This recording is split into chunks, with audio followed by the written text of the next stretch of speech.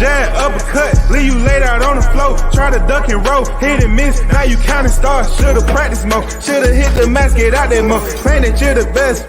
You gotta show me, son, actions over words, baby boy, is you real or what? Talking way too much, world come back sports, talking way too much, world come back sports, talking way too much, world come back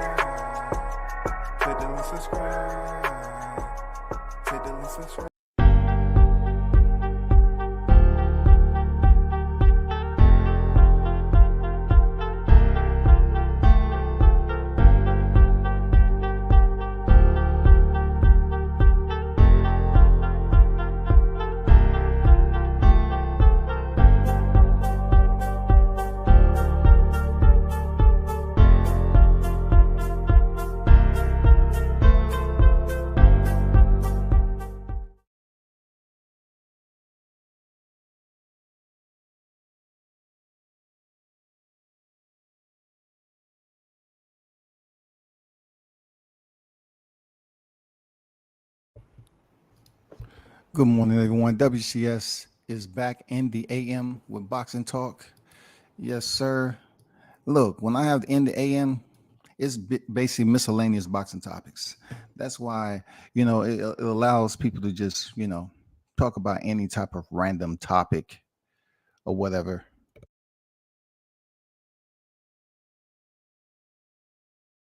It allows people to just talk about any random topic. And we have very limited topics, so I'm just gonna basically transition in between topics, what I'm saying, just like tying shoestrings together.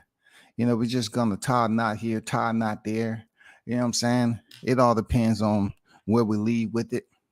But truth be told, first of all, I got to give a big shout out to the supporters in the AM. It's Friday. Yes, sir, it's the weekend. The glorious part of the simulation that we live in. It's the weekend, y'all. For some people, that means they went to work early, like I always say. They was on their best behavior. They want to catch up on the bullshit they missed in between the week. And they up here doing everything they're supposed to do on Friday, making sure everything is caught up, done exactly what they're supposed to. Submit it.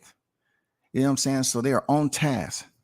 So when that clock strikes around 1:30, 1:45, they're going to start plotting and scheming on when to get off work and head to the spot. The spot is extremely important, especially, if you're in the city somewhere, you know what I'm saying? You already know the spot that y'all going to go to when you get off work, toss a couple back or whatever. Puff a little bit. It all depends on where you at. You know what I'm saying? It all depends. Some of you may be independent, may be your own bosses, and you don't have to meet at the spot. You have your people come to your spot and enjoy this Friday. But all I'm saying, I know down in the A, I can't quite gather why around 1:30, 2 o'clock, it's traffic on the highway. I'm like, y'all can't have gotten out of work that early. The job must be incomplete.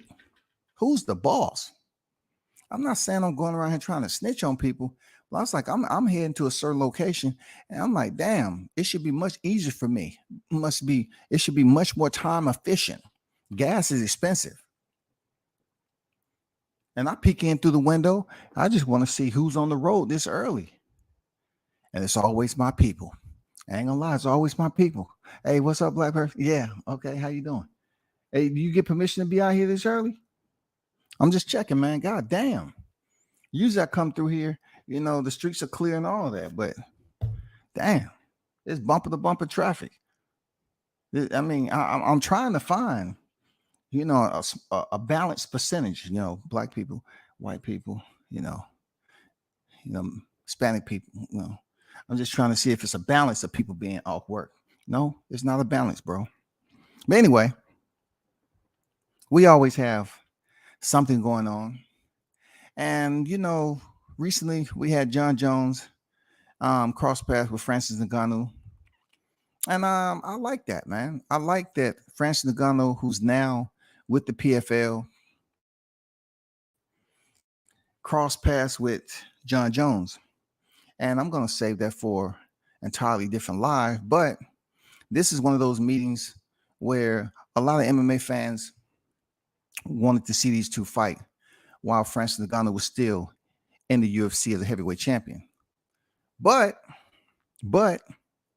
I would say this: Jon Jones did not return back to the UFC until Francis Ngannou was gone. And the matchmakers there, I like them. I mean, the matchmakers, I like them. They do put on some damn good fights, but it's funny how Jon Jones was made with Serial Gun when Francis Ngannou left. And the two don't have anything to do with one another, but I'm just putting it out there as criteria.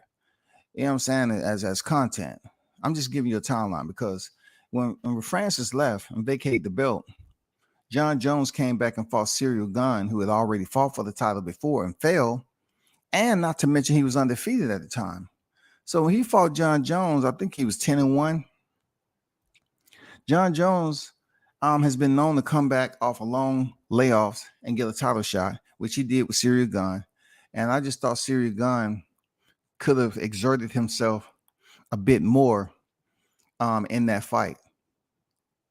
But they did cross paths. They was just doing some light banter with trash talking.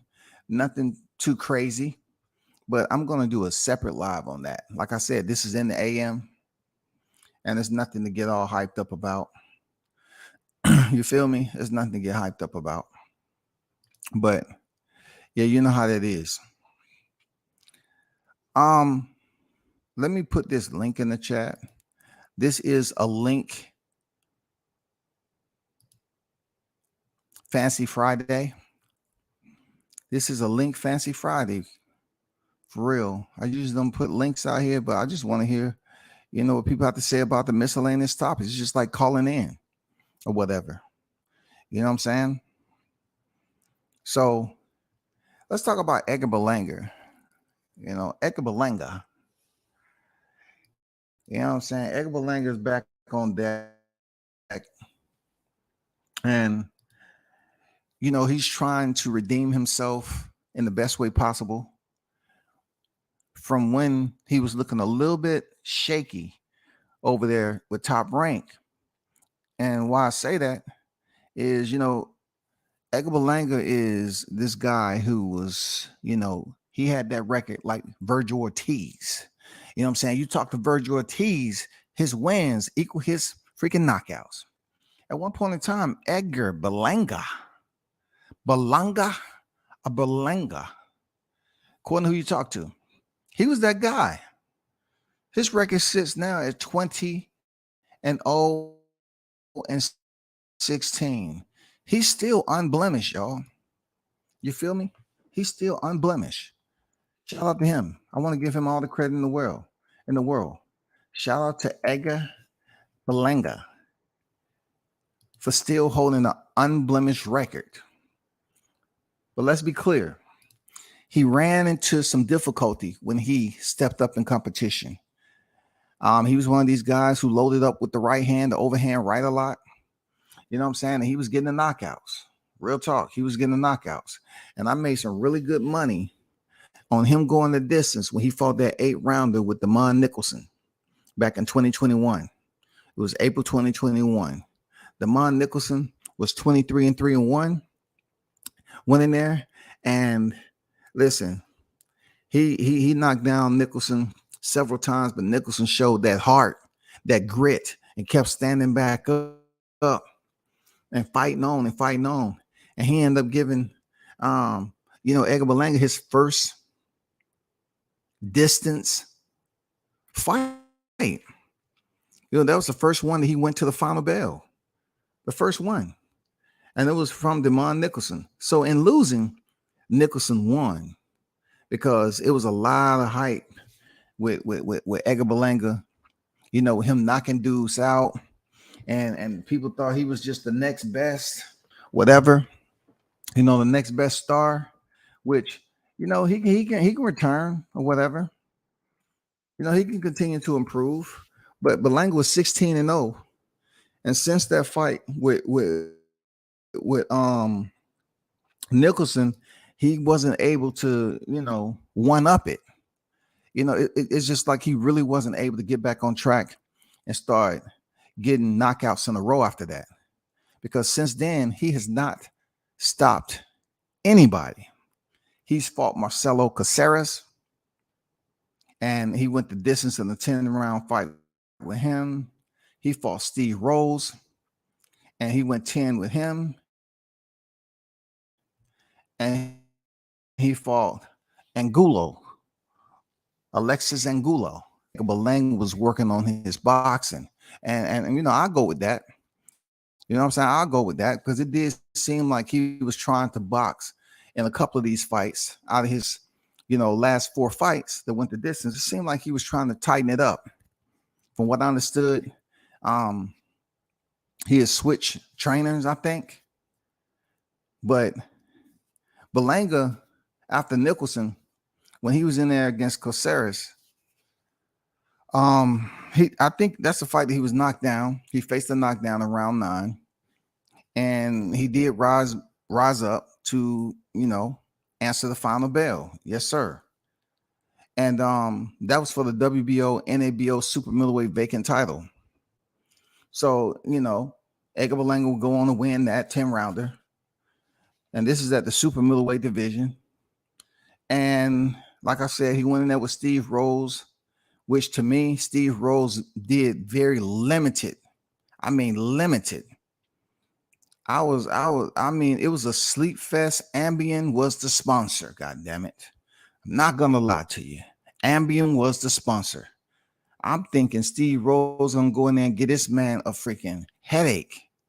You know what I'm saying? I thought he was gonna, be the one to shut down any other hype people thought they had of Edgar Berlanga. And it was the land of Nod. Real talk. It was the land of Nod. Melancholy. You know what I'm saying? That shit was tree sap. Spend your whole week looking at it and seeking it drip from one location to the bottom of the basin of the tree. You know what I'm saying? I mean, God damn it. That shit was bad. And I know boxing fans still have PTSD from that shit.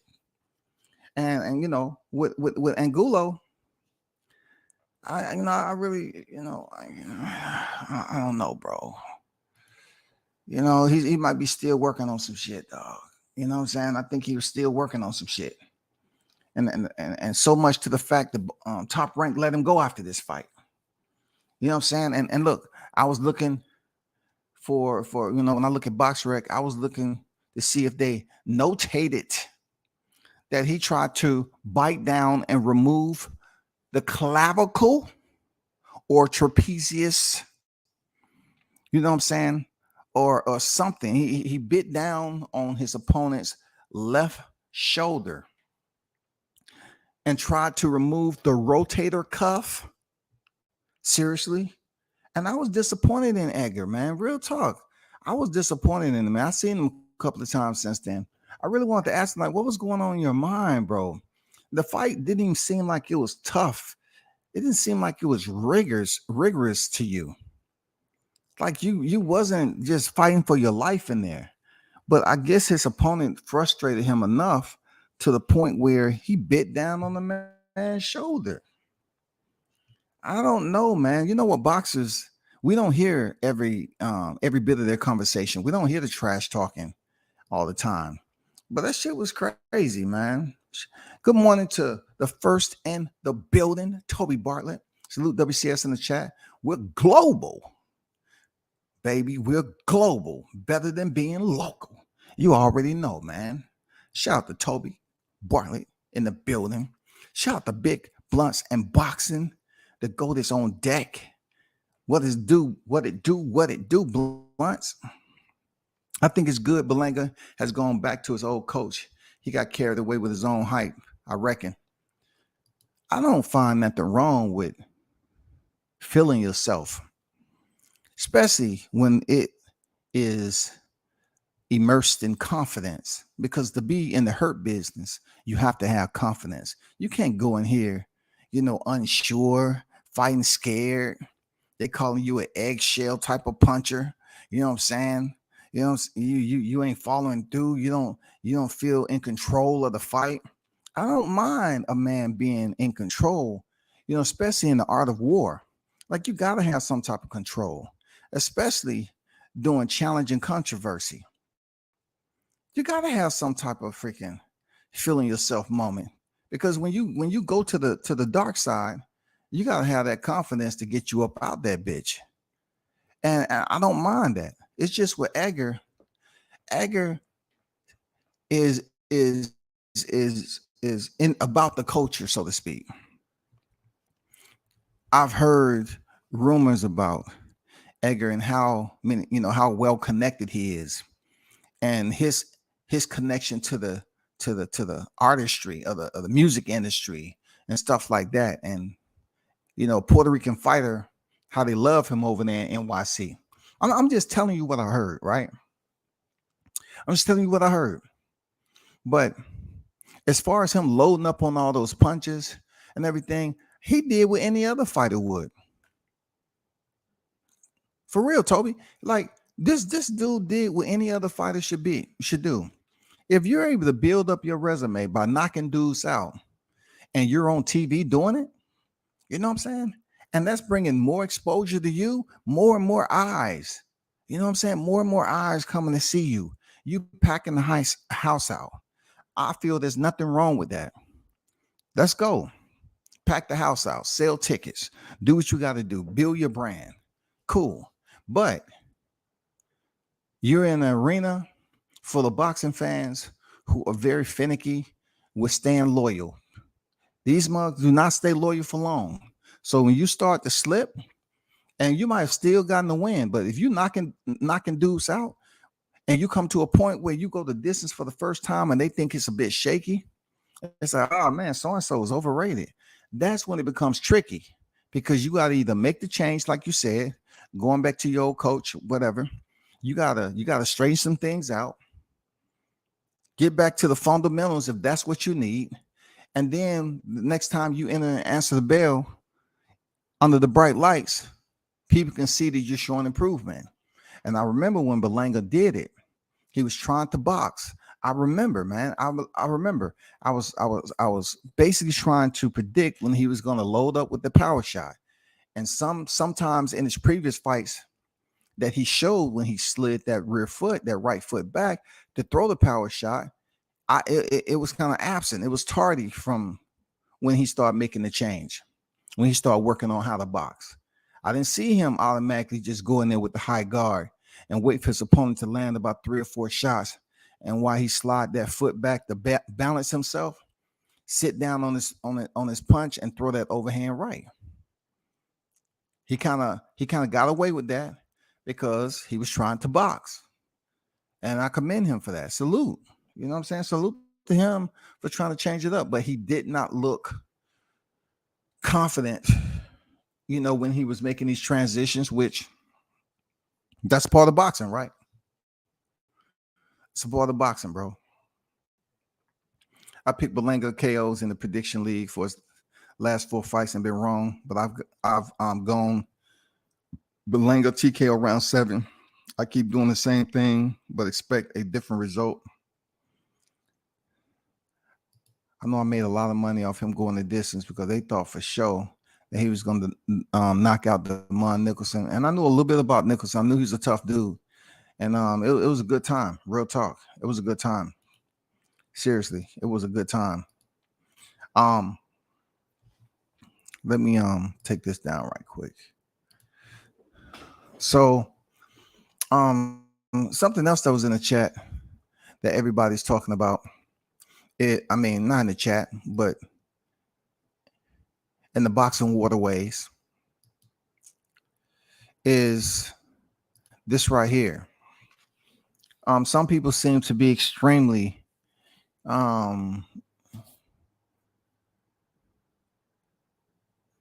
interested that news is broken that Charlo, Maul Charlo at that, may potentially be stepping in the ring September against Charlo. I mean, listen, Jermall Charlo has basically rejected all calls from anyone else previously. I know David Benavidez has called him out.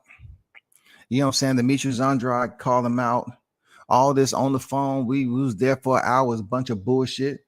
Because, truth be told, this man wanted to fight Canelo. I told the black fighters, I did. I put it out there. I say, you all need to stop chasing Canelo and try to beat Canelo. And just because you get a fight with Canelo doesn't mean you're going to become him if you get the victory.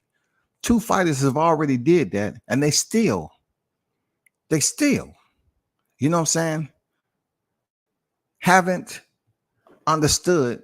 I'm talking about they, as far as those individuals that want to fight Canelo, they still don't understand that it's going to take more than that.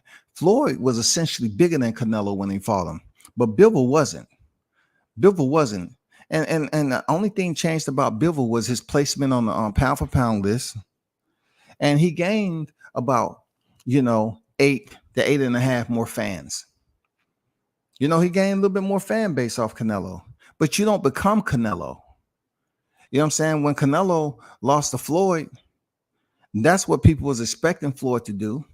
But they also had some type of reservation because Canelo's supposed to have been this up and a rising star, this Mexican star, young, strong lion. He was going to go in there and beat the older Floyd Mayweather. And it just didn't happen like that. School was in session. Now with Dimitri Bivol, we all seen what happened with that. People going to say he was there and they'd be great. But yeah, you chose to go up there and you picked the wrong cherry. You know what I'm saying? That shit was not sweet. So now through all the fights, the extended layoff, the maneuvering, you know what I'm saying? The tactical planning, like finally, the lists have been approved. Now they're rising from the bunker. They've been down in the bunker for the longest of time, y'all. Jermall Charlo been out. Jermall Charlo been out. Errol Spencer's been out. It's like they was down there at the underground bunker. They was trying to figure this whole scheme maneuver. And Canelo has returned back to the PBC for another money grab. He should come to the ring with a full-blown ski mask on, for real. He should come back down with a full-blown ski mask on, because Canelo and Al Haymon are family, La Familia, for real. The money that man is willing to offer Canelo to basically put his fighters on the guillotine is amazing. It's absolutely amazing. Seriously, it's amazing. I just don't understand. So Jermall Charlo, through everything he's been through, nobody's talking about his layoff. None of that shit. All they talking about is the supposedly 3-fight deal that's out there with Canelo fighting Jermall Charlo first on the slab. I mean, this is nothing new. God damn, we kind of seen this list float up and buoy itself, and people was like taking notice just like a yellow rubby ducky. You know what I'm saying? A rubby ducky. That shit just floating up there, bouncing around off the little waves and shit, the little ripples. We seen this shit come out last year. And we was like, damn, they want to sacrifice Spence. I don't give a fuck what walk around weight you. If you haven't fought in the 160s before, it's going to be an issue. At least Jermall Charlo has been fighting in the 160s, right?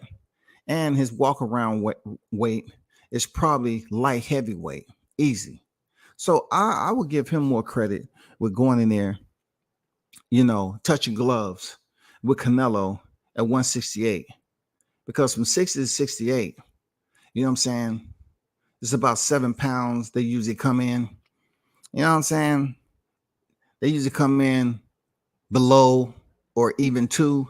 So we're talking about him not having that much of an issue. Plus, I'm pretty sure he's going to get the biggest paycheck of his career fighting Canelo. All I'm saying is I hope he doesn't squander it. I hope it's not all for naught.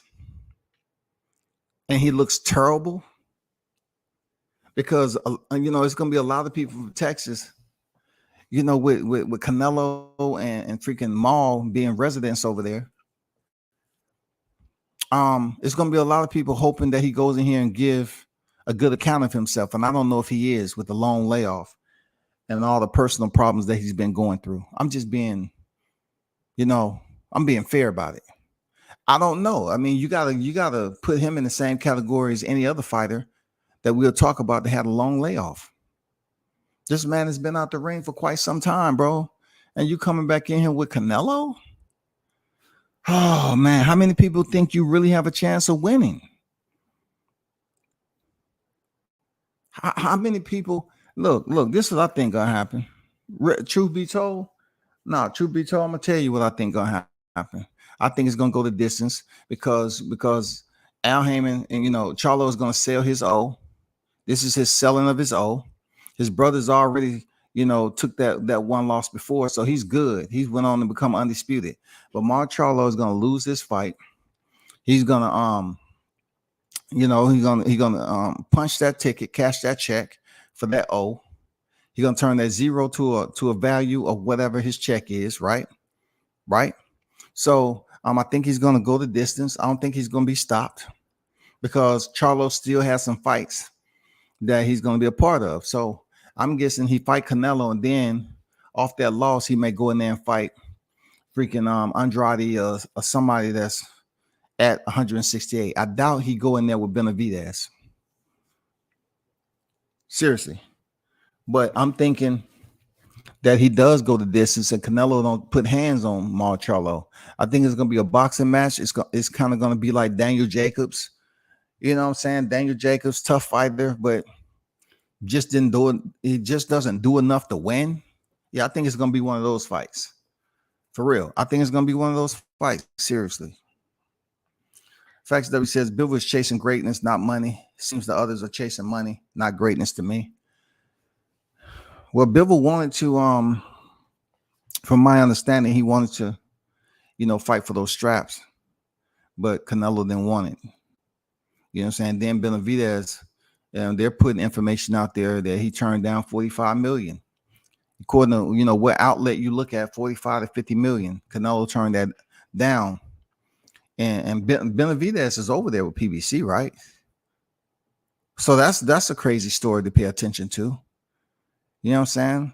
Pay attention to the straw houses, man. We got a lot of straw houses that's up here in the media. They build that shit up and put, a false address out there, man. They'll say something, hey, man, so-and-so put 45, 50 million out there. Canelo may be fighting so-and-so. He fighting somebody totally different. You don't know who. Mar Charlo on the phone with Demetrius Andrade. You gotta be careful about the straw houses, man. When the media put these straw houses up in there, they fake as hell, man.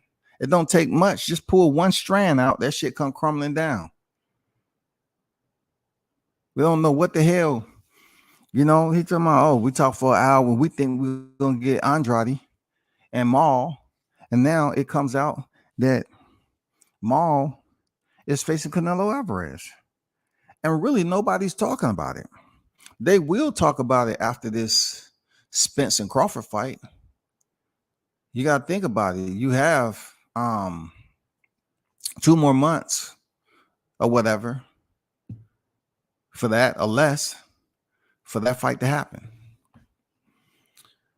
Sticking Boys and Fishing and Sports. What's good? Salute W says morning chat fam. Morning to you.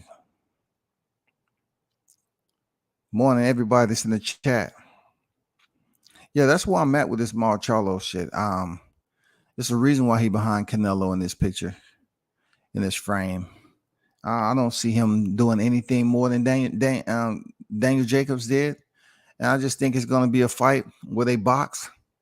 I don't think Mar Charlo is going to get stopped unless he looked terrible.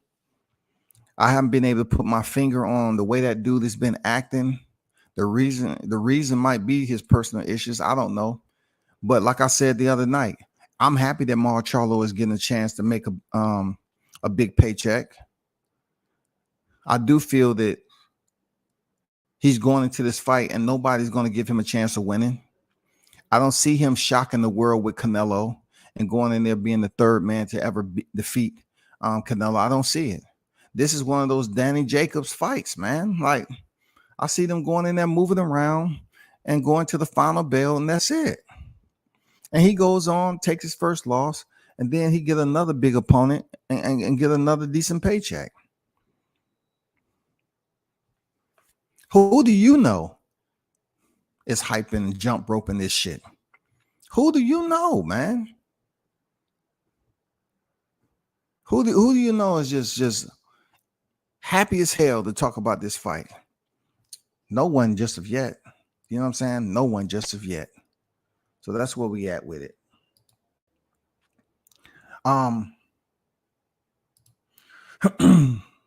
You know, you have Bam Rodriguez, just Bam Rodriguez.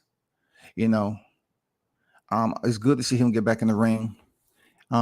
Bam is one of those fighters that I like to see fight. You know what I'm saying? I like his style.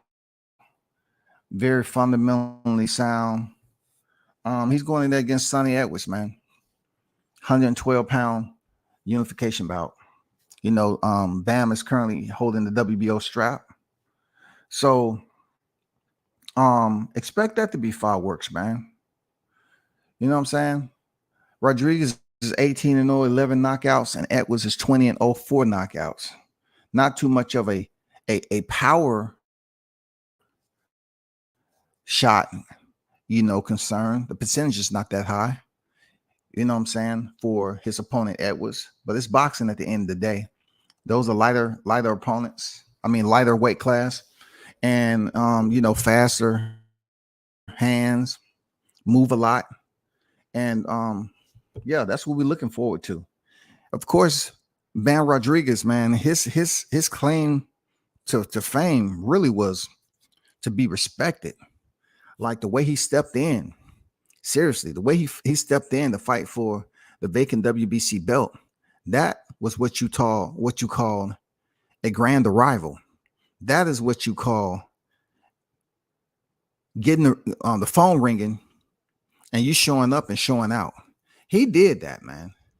Not only did he pick up the vacant WBC title at Superfly, he beat a guy who was supposed to fight Suor Rungvisai for that vacant title.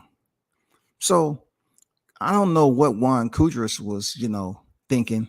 He might have thought he would have an easier time with Bam Rodriguez, but sometime last minute replacement, who knows? But it didn't go his way. It didn't go his way. Bam came in there and set the world on fire, and people was like, damn, this dude's for real. I like him. And then Rungvisai, who was in line to fight Juan Estrada, right? Juan Estrada become franchised, vacates the WBC. So Rungvisai is in line, gets COVID. That's when Bam Rodriguez steps in, defeat Kudras, and then Bam comes around and stops Suor Rungvisai in defense of his WBC title. Crazy, ain't it? That shit was crazy, man. So now he's back at the lower division. Shout out to him. I thought Bam should have received an award for what he did. Seriously, I think he should have received much more recognition because he moved up and not only stepped in, but he stepped on. You know what I'm saying? He stepped on the big stage. He just didn't step in and show his face. Oh man, we wouldn't expect him to do too much because he stepped in and stepped on the big stage and showed out two times in such a short window. Shout out to Bam Rodriguez. Boy, that's the way you do it. You know, fuck the excuses. They gave this man a goddamn phone call. That man stepped in there and did what he's supposed to do, shouty. Not only that, as much experience as Rungvisai had And he was that inch. He was that close to fighting Juan Estrada. And then they screwed him over just so they can get a trilogy with Roman Gonzalez.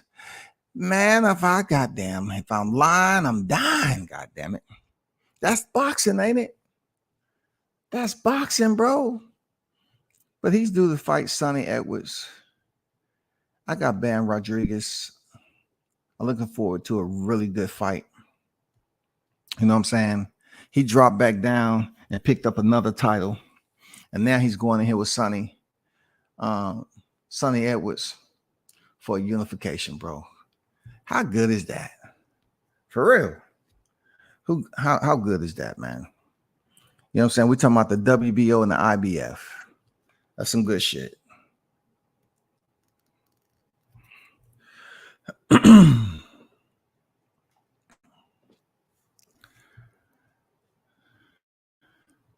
As much as I want to talk about J-Rock and Carlos Adames, I'm just going to wait till the fight happens, because every time I want to get hyped up about J-Rock, you know, he fights totally opposite than what I assumed he was going to fight. I'm just going to let that fly out, because both fighters can fight. If we get J-Rock, who fought Jerry Hurd, I was like, damn, man, this is the way this guy seen everything Jay Hurd was doing, and the way he systematically broke Hurd down. You know what I'm saying? He broke him down. He just seemed like the pure boxer, like Philly stand up, bro. Like when I seen J-Rock fight that fight, I say, damn, Philly stand up. Man, this dude looks solid. He tried to tell people, don't look at a fighter for one loss. You know what I'm saying? Just say, okay, they had a bad day. They're gonna go back to the gym and do whatever it takes to improve. They're gonna take it back to the lab, and they're gonna work on some things, right? I just look at J-Rock in that moment with Herb, and I was like, he's seeing everything. He's very, very extremely punctual, on time, beautiful combinations. He put a whooping on Herb. And then I don't know what happened after that. Truth be told, I don't know what happened after that, to be honest. But I know it's going to be a good fight between him and Carlos. Julian and Carlos is going to be a very good fight. You know what I'm saying? Another good fight I like is Bostic. Y'all know who Bostic is. Come on, man. Bostic retired from the sport prematurely, in my opinion, when he still had some tread, when he still had some life. When he didn't have that many miles on his body. And he's a good fighter. But he was in there with a tough one. I think then he lose his first fight to Artur Beterbiev. But Bostic coming in here and fighting Bivol when he had like one fight. Let me look this up right quick. He had one fight upon his return, and he may be potentially stepping back in there. And people gonna look at this shit like he ain't ready. Let me look this up right quick, just so I can verify. Alexander Bostic. I think he only had. Let me see. He left the sport October 2019. And he had two fights since he's been back. February this year, Josue Obando, and then May 2023, Richard Bolotniks. He knocked him out in 6 rounds. So he came back, won a full 6-round decision, and then he fought a 10-round the next, and that was in Mexico. You know, against a fight that was 1961. But yeah, Beterbiev sent this man into retirement. And, you know what I'm saying, took his WBC World Light Heavyweight title.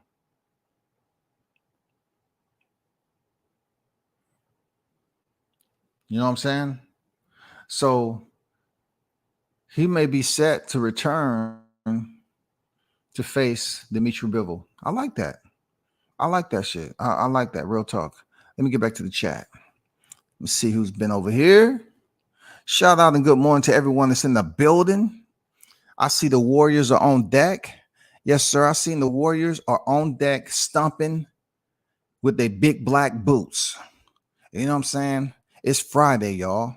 Shout out to the XO Factory in the building. OGW says I'm on deck for some morning boxing talk. Yes, sir. Shout out to the XO Factory. $2 super chat on a Friday. It's the weekend. Yes, sir. It's boxing talk. And you are in tune with the one and only WCS World Combat Sports. I appreciate you, brother, for your donation. One love. Yes, sir. Much appreciated, man. Toby said, I've only seen a tweet from Mike Carpenter sources saying the Canelo signed a 3-fight deal. So I'm going to believe it when it's announced and official. I mean, it's more than Mike Carpenter that's putting it out there. It's a lot of people that's putting it out there, Toby, for real. It's a lot of people that's putting it out there. Shout out to Martin King Boxing on deck. Ron is in the building. Jermall Charlo needs to not the H word, humble himself. Canelo knock him out for ducking Adames. Hey, I really have no resistance in that. I'm not going against the grain on that because he has absolutely stayed away from certain names. Adames is one of them, right? Adames is one of them. Benavidez is another one. You know, Demetrius Andrade is another one. I mean, this man has been waiting patiently. Left hand, left knee, right hand, right knee, back straight, head and eye straight to the front, and your mouth is shut. Humbleness. You know what I'm saying? Wait to Daddy Haymon. The wait to Daddy Haymon says it's okay for you to stand up and speak. And before you say anything, say what? I like to thank God, Haymon, for giving me this opportunity with Canelo Alvarez and everything that goes along with it. Giving me my dignity back, giving me a future date so I can end my hiatus. I really appreciate God, Haymon. I appreciate it. I do. Top of the morning, WCS, no doubt. Yes, sir. D-Style Boxing, man. What it do, D-Style? What it do, brother? Salute to you. D-Style Boxing is in the building. What's good with it? Bruce Gas, Boxing Jazz, and more is in the building. The AC is on. What's good with it, Bruce? I'm gonna mute your mic right quick there. You got a lot of background noise. I'm gonna finish getting these right quick with that blunts. But shout out to Big Blunts and on the panel. I'm gonna take down this thumbnail too. Hold on for a second.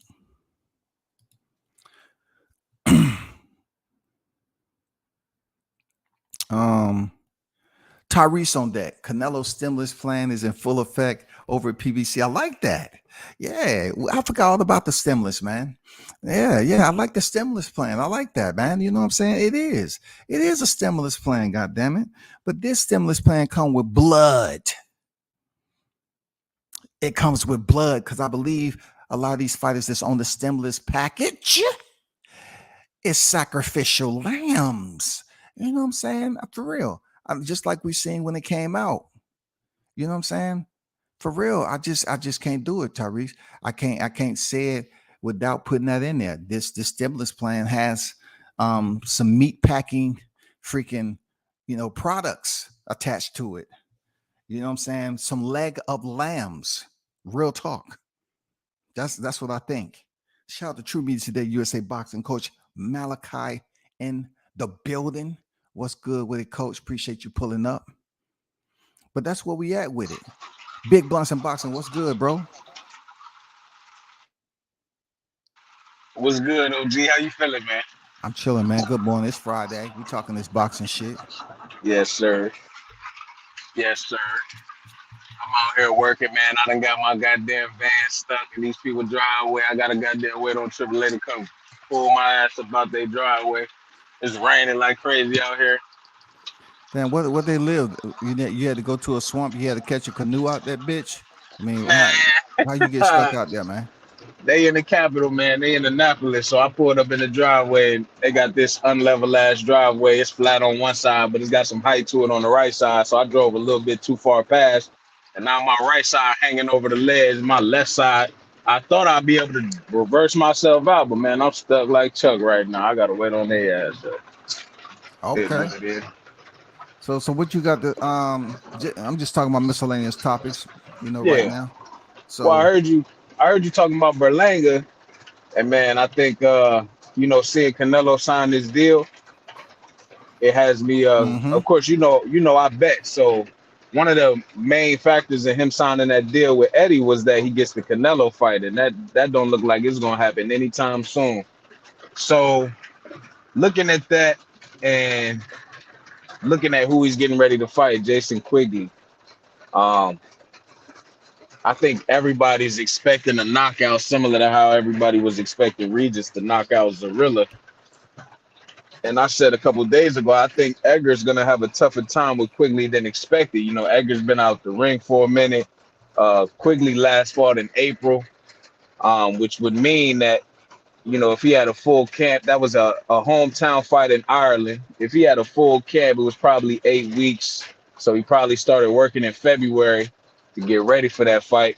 And Edgar signed to Eddie in February. So I don't know if this is a business move by Eddie. He kind of knew what he had lined up. He got Quigley ready, and it could be a late stoppage for Berlanga. But I think he's gonna go to the cards with Quigley tonight, and I think he needs it, man. Because you mentioned his last few fights. I watched them, and they all seem to be, pretty controversial. I mean, some people feel like Steve Rose beat him. I mean, that fight where he had the knockdown showed a lot. The fight with Damon, and of course when he bit Angulo. I mean, He said he told go ahead. Jason Quigley he ain't the same fighter he was, several fights ago. And we'll see. Hopefully he doesn't He come said out he ain't the same looking fighter. That's his problem used to be that he just looked to use his power and then show he could box. So hopefully he does show he can box. If he does show he can box, then I do expect this to be, like I said, a late stoppage at the most. I don't think it's going to be anything where he comes in there and flushes them out quick in the first few rounds. I think that's more likely to Jason happen with Quigley has 2 losses. He has He 2 does. losses via stoppage. But to who?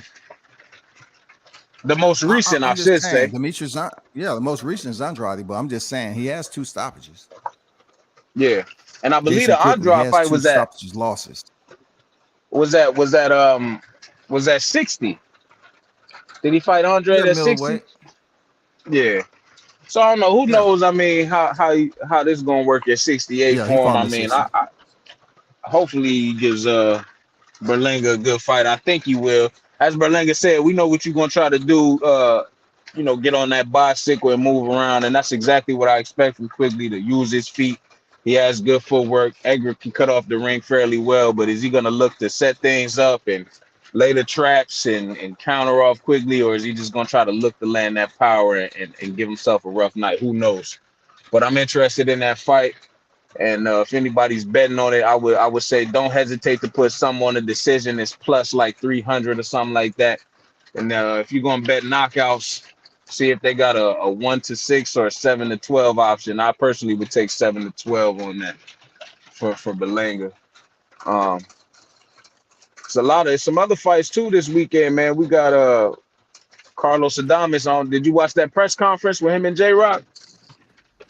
I looked at a little piece of it. I'm kind of like, I hit them on the replay or whatever, because I don't understand J-Rock, how he, at one point in time, I was like, damn, Philly stand up. Like I said, like, I just felt like he was a pure boxer. He looked his best when he fought, Jerry Hurd for them titles, man. He looked great. He had erased everything that they were saying when he lost to Charlo. You know what I'm saying? But Right. When he went in there against Jason Rosario, I was like, what the hell? And then he just, I don't know. He just fell off the truck again. But yeah, I'll take a look at it on the replay. What do you know and what do you think about this Canelo coming back over to PBC again for a money grab? So as far as what I know, all I know is that he's back with PBC. I see everybody talking about the 3-fight deals. Everybody on Twitter's putting pictures of Spence up like Spence is gonna be included in this deal. I don't see that being the lay of the land for Canelo. I mean, I think this could be the way. I mean, Canelo's final package, and it might be a pretty nice package. I think the order would be right if they did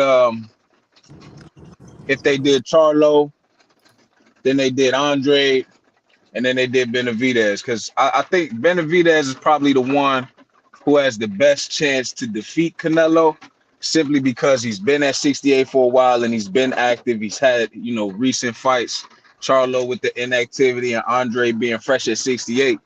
I think it would be better. I mean, the plan would seem smart to clip Charlo first, clip Andre second, and then let Benavidez have it last. I see a lot of people saying Benavidez is probably mad that Charlo's getting the fight before him, but it's just gonna make it that much better for Benavidez. I mean, you give Canelo do you consider Benavidez to be a duck when it comes to Canelo? Because in Conquest, check this out. In Conquest said, can someone explain what the deal is? So do you see the deal being around the same what it was the first time we heard about it back in 22 of 100 million? And also, if it is, then Benavidez is pretty much putting it out there that they was willing to offer 50 million, which is half for the 100 million, that was offered for 3 fighters back in 2022.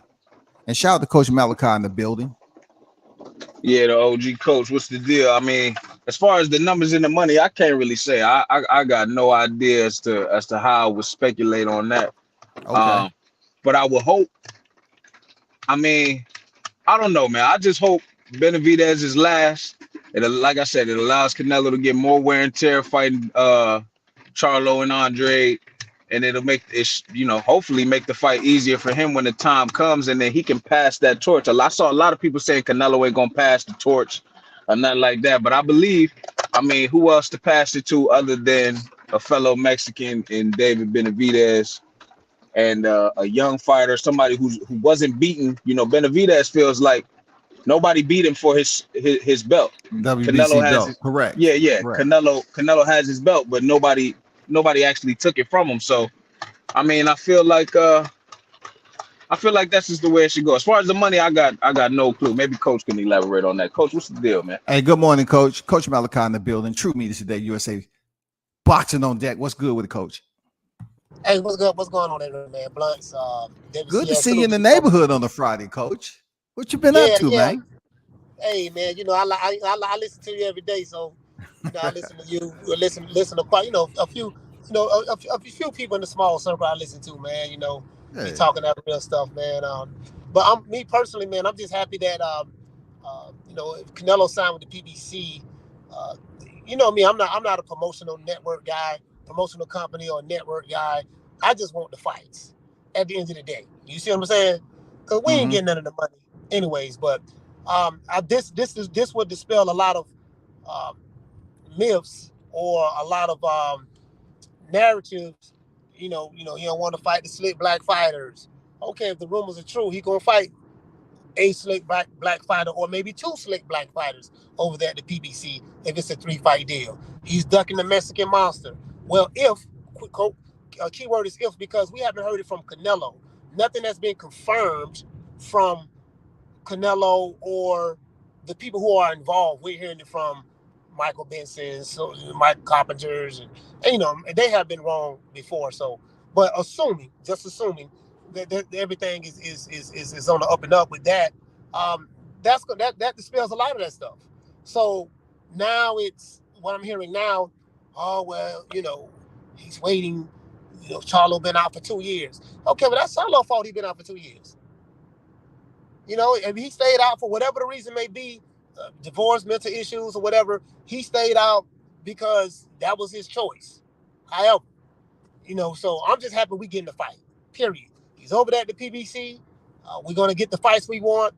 Apparently he's been listening to the critics, the fans. He's giving us the fights we want, and that's all I care about, man. I don't give a damn if they fighting on the Disney Network, they fighting on Sesame Street, they fighting at Disney World, they fighting in Atlanta on Peach Street.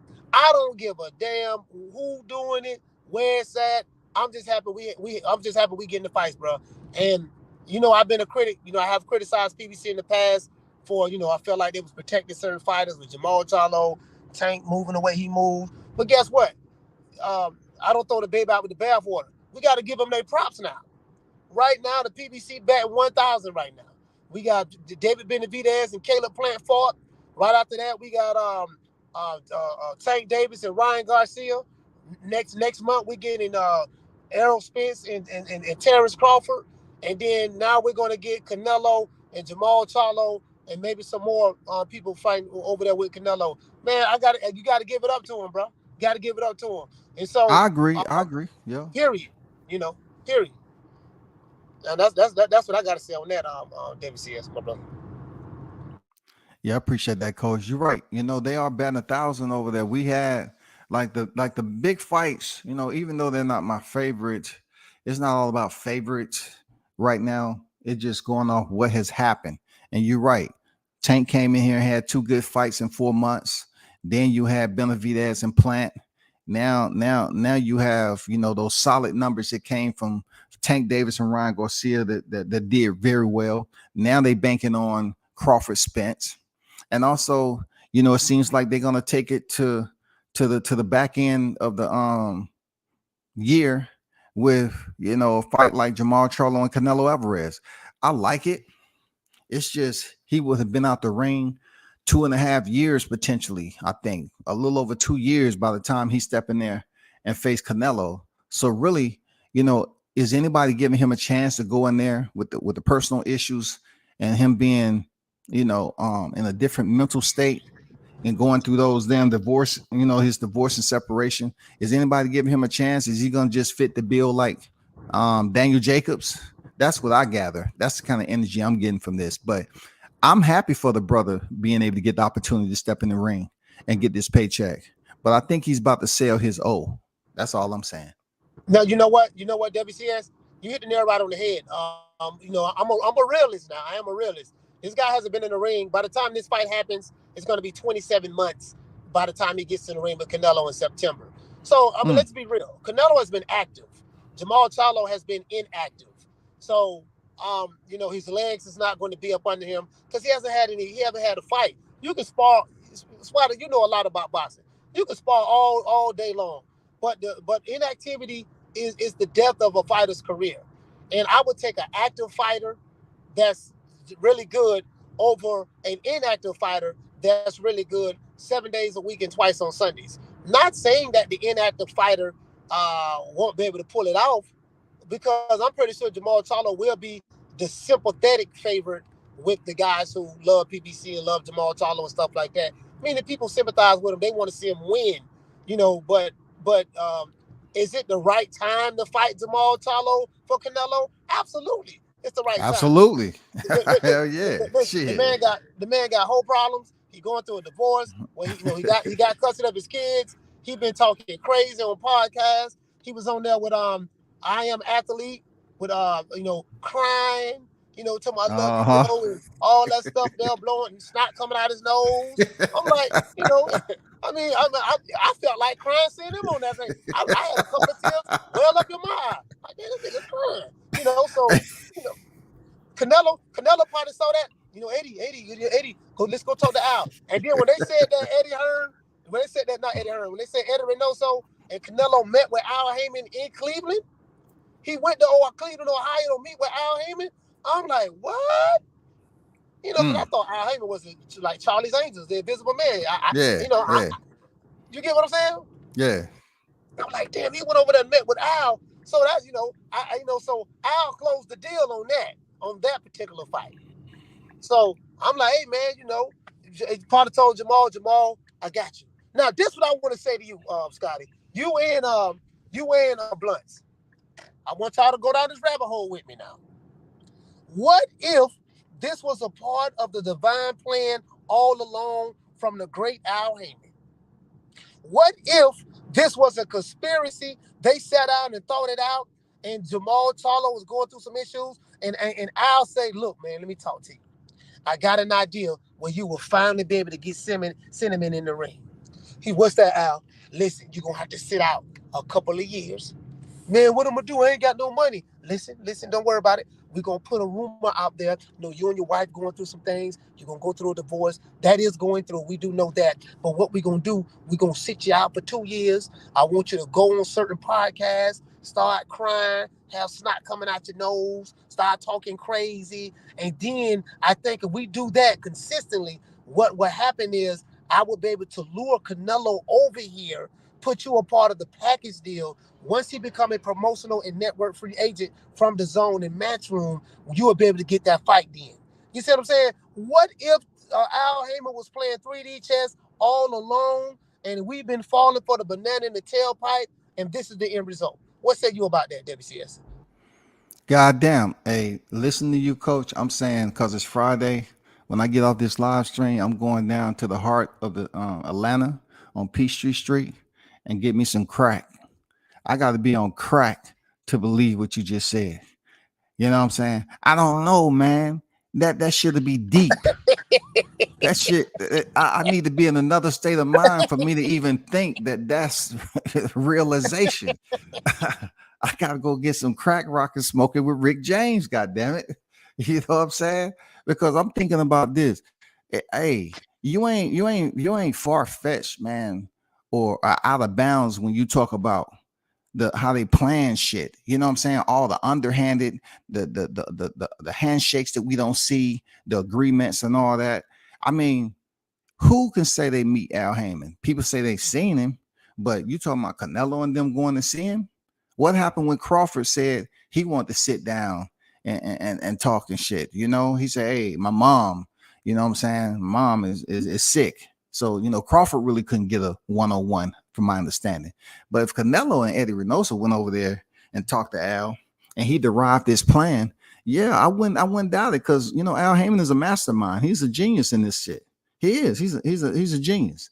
And it's a deep conspiracy, boy. It's a deep conspiracy, because 3 of his fighters set out, though. I understand you're talking about Maul, coach, but why? Well, why Mel?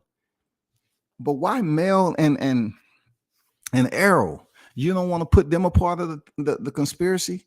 Like why all 3 of his big name fighters sat out? You know what I'm saying? Brother, right now, brother, what you're doing, you're being a little too smart for me. Let's just stay focused on the conspiracy right now that we're pushing. You know, right now, brother, I don't have an answer for that. It's gonna take me some time to think of something. But but I'm just saying, because you might be on to something now. You might be on to something. No. Hey, WCS, you know what though? You know the crazy part about it? They didn't Al didn't have nothing to do with Crawford Spence. It was Crawford and Spence that made that happen. So, you know, I for some reason, you know, Al didn't want to have nothing to do with Crawford. But if it wasn't for Crawford being diligent, we wouldn't have that fight. Because Al Haymon didn't make that fight happen. You know, I can't give him credit for that. That was on Spence and Crawford. I mean, Crawford finally convinced Spence, hey, look here, man, let's go ahead and make this happen, man. You know, it is what it is. You know, and you know, and that's what he said, and that's what Spence said. You know, man, Crawford finally spoke, and that's it. They ain't saying nothing about Al made it happen. So what right about Mel? What about Mel, coach? Do you think Mel, if Canelo fight Charlo, he'll just be fighting Charlo, or in between some rounds, he might be fighting Mel and Maul? They might be switching them out. I don't know. They both out the ring. They don't have fights coming up, really. I know Tim Tszyu has been on the, you know, he just went in there and smashed old boy and got him up out of there, you know? Yeah, I don't know. That's a very, very interesting question. You know, that's what my main man Brian Custer say. WCS, interesting. That's very interesting. I don't know. Interesting. You know what? Hey. I like the way you broke down. I was listening to your show. I like the way you broke down how Brian Custer asks questions in such a non-harmful and way that he has a way of disarming, you know, people. Yeah, I heard you say that. That's a great term. Yeah, for real. Yeah, no, disarming. But I was listening to your show, and I was like, man, you know, I'm just saying, I was listening to your show. I'm like, man, you know what, man, WCS right. He has a way of doing that, and there's a skill in doing that, when you're in front of people, you gotta make them feel comfortable. And you know well as I know, these fighters, you got to make these fighters feel comfortable. And you can't, because they a lot of them don't want to interview with you anyways. But you got to make these fighters feel comfortable, man. And it's all about establishing relationships. If you don't, it ain't as simple as, hey, man, Yeah, coach. You went out. get your stuff, your bag, Okay. all that. You got to establish a relationship over time, and and build, trust and all that stuff there. So, Brian Custer has a way of, when he speaks, Because hey, coach, he was asking some tough questions, man, to Crawford that I don't think anybody else would be able to ask without getting some resistance. He did it in a way, like you said, he kind of disarmed them and took down their defense mechanisms, and he presented his shot. You know what I'm saying? Yeah, it's professional. You know what I'm saying? Yes, sir. Absolutely, absolutely. But hey, it's going to be extremely interesting coming up, really, with how the Canelo situation plays out. And I know it's going to start getting a lot more buzz after Crawford Spence. But I have to ask you this, coach, while you on here. It's a video that's circulating. I think Blunts. I think he's the one that sent it to me. I was looking at this video where Errol Spence. Errol Spence. Okay. What you say, Scotty? It's a video that's circulating with Errol Spence walking into the gym, and he still look like he holding some muscle mass, and he looks like he could be 160 something. And rumor, people's like, dang, fighters only has 4 weeks left, coach. It's only 4 weeks left. Fight week is out of the question. So it's really 4 weeks and a day left for these fighters to get ready. Real talk. Because fight week, that fight week is done. You have 4 weeks to get of your weight, and then the last several days while you on fight week to cut those last 3 pounds or whatever. But Errol still look like he's carrying some pretty good muscle mass on him. Have you seen that video? No, so I haven't seen the video at all on WCS to be honest with you. So I will look forward as soon as I get home. I just got to drop my son off at summer camp. But what I will say this, yeah. In February, bro, when I was in Omaha, Nebraska, time to pivot. Crawford was in shape already. Okay. That dude was 156 pounds. Oh shit. How I know? Because he told me. He said he keep his weight. He said he about 156, 157. I think Red said he about he's under 160. That's what Red said. He didn't give a specific number. He said he's under 160. So, and they were training. This before he even had a fight. He was training, so he was keeping his weight. The weight cut ain't gonna be vicious on him. The weight cut ain't gonna be vicious on him because he didn't let his weight get out of whack or all of that stuff there. So, if Spence still got to cut this and still got to cut that, we'll see how it affects him on the night of the fight. We'll see.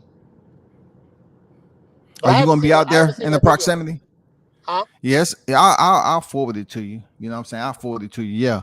But it's like, he just walks in the gym. He doesn't look out of shape or anything. He just looks like he's holding an excessive amount of muscle mass to be getting down to 147 at this time.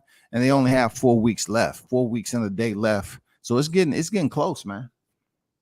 Yeah, 4 weeks left. It's getting close. And you're fighting a guy who was already in shape. Yo, you got to already in shape. He was already there.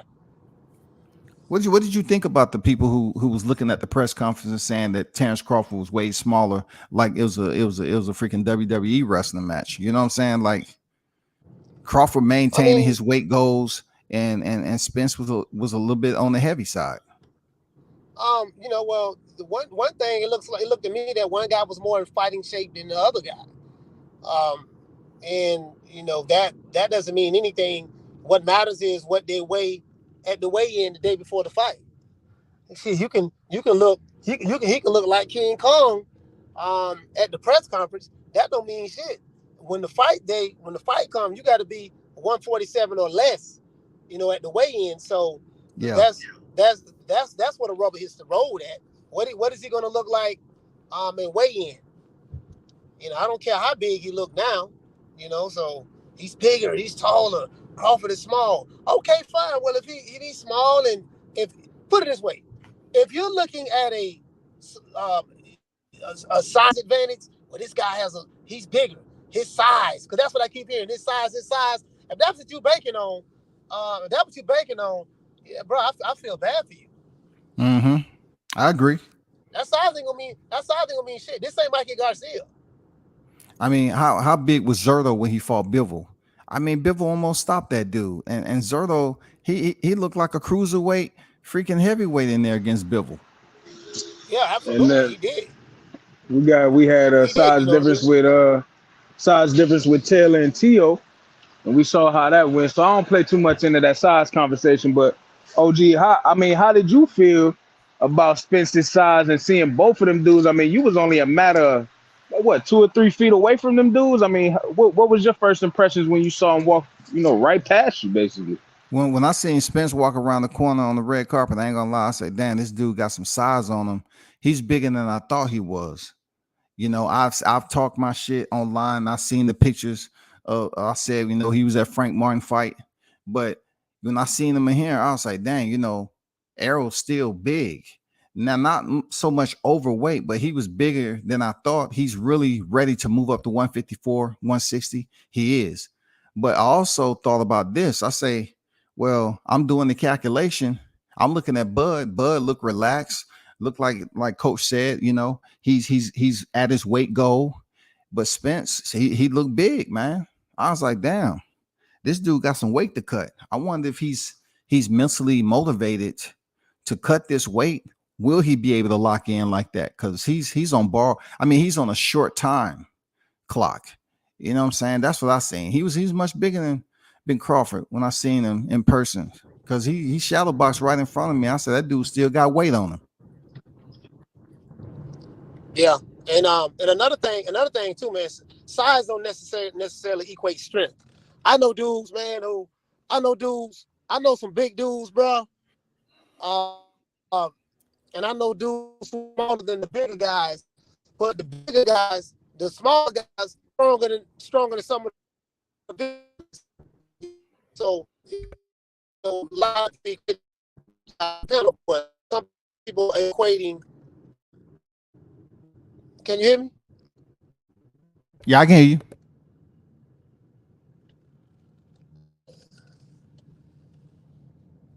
Yeah, I can hear you, Coach. Can you hear me, WCS? Sorry about that. I'm driving. I'm right around the corner from the house. I'm here now. So yeah, man. So a lot of people are equating size with strength. And if you're bigger, that means you're stronger. No, it doesn't. Strength doesn't work that way. Just because you're bigger doesn't necessarily mean that you're the stronger guy. And I think they're gonna be surprised how strong the little guy is.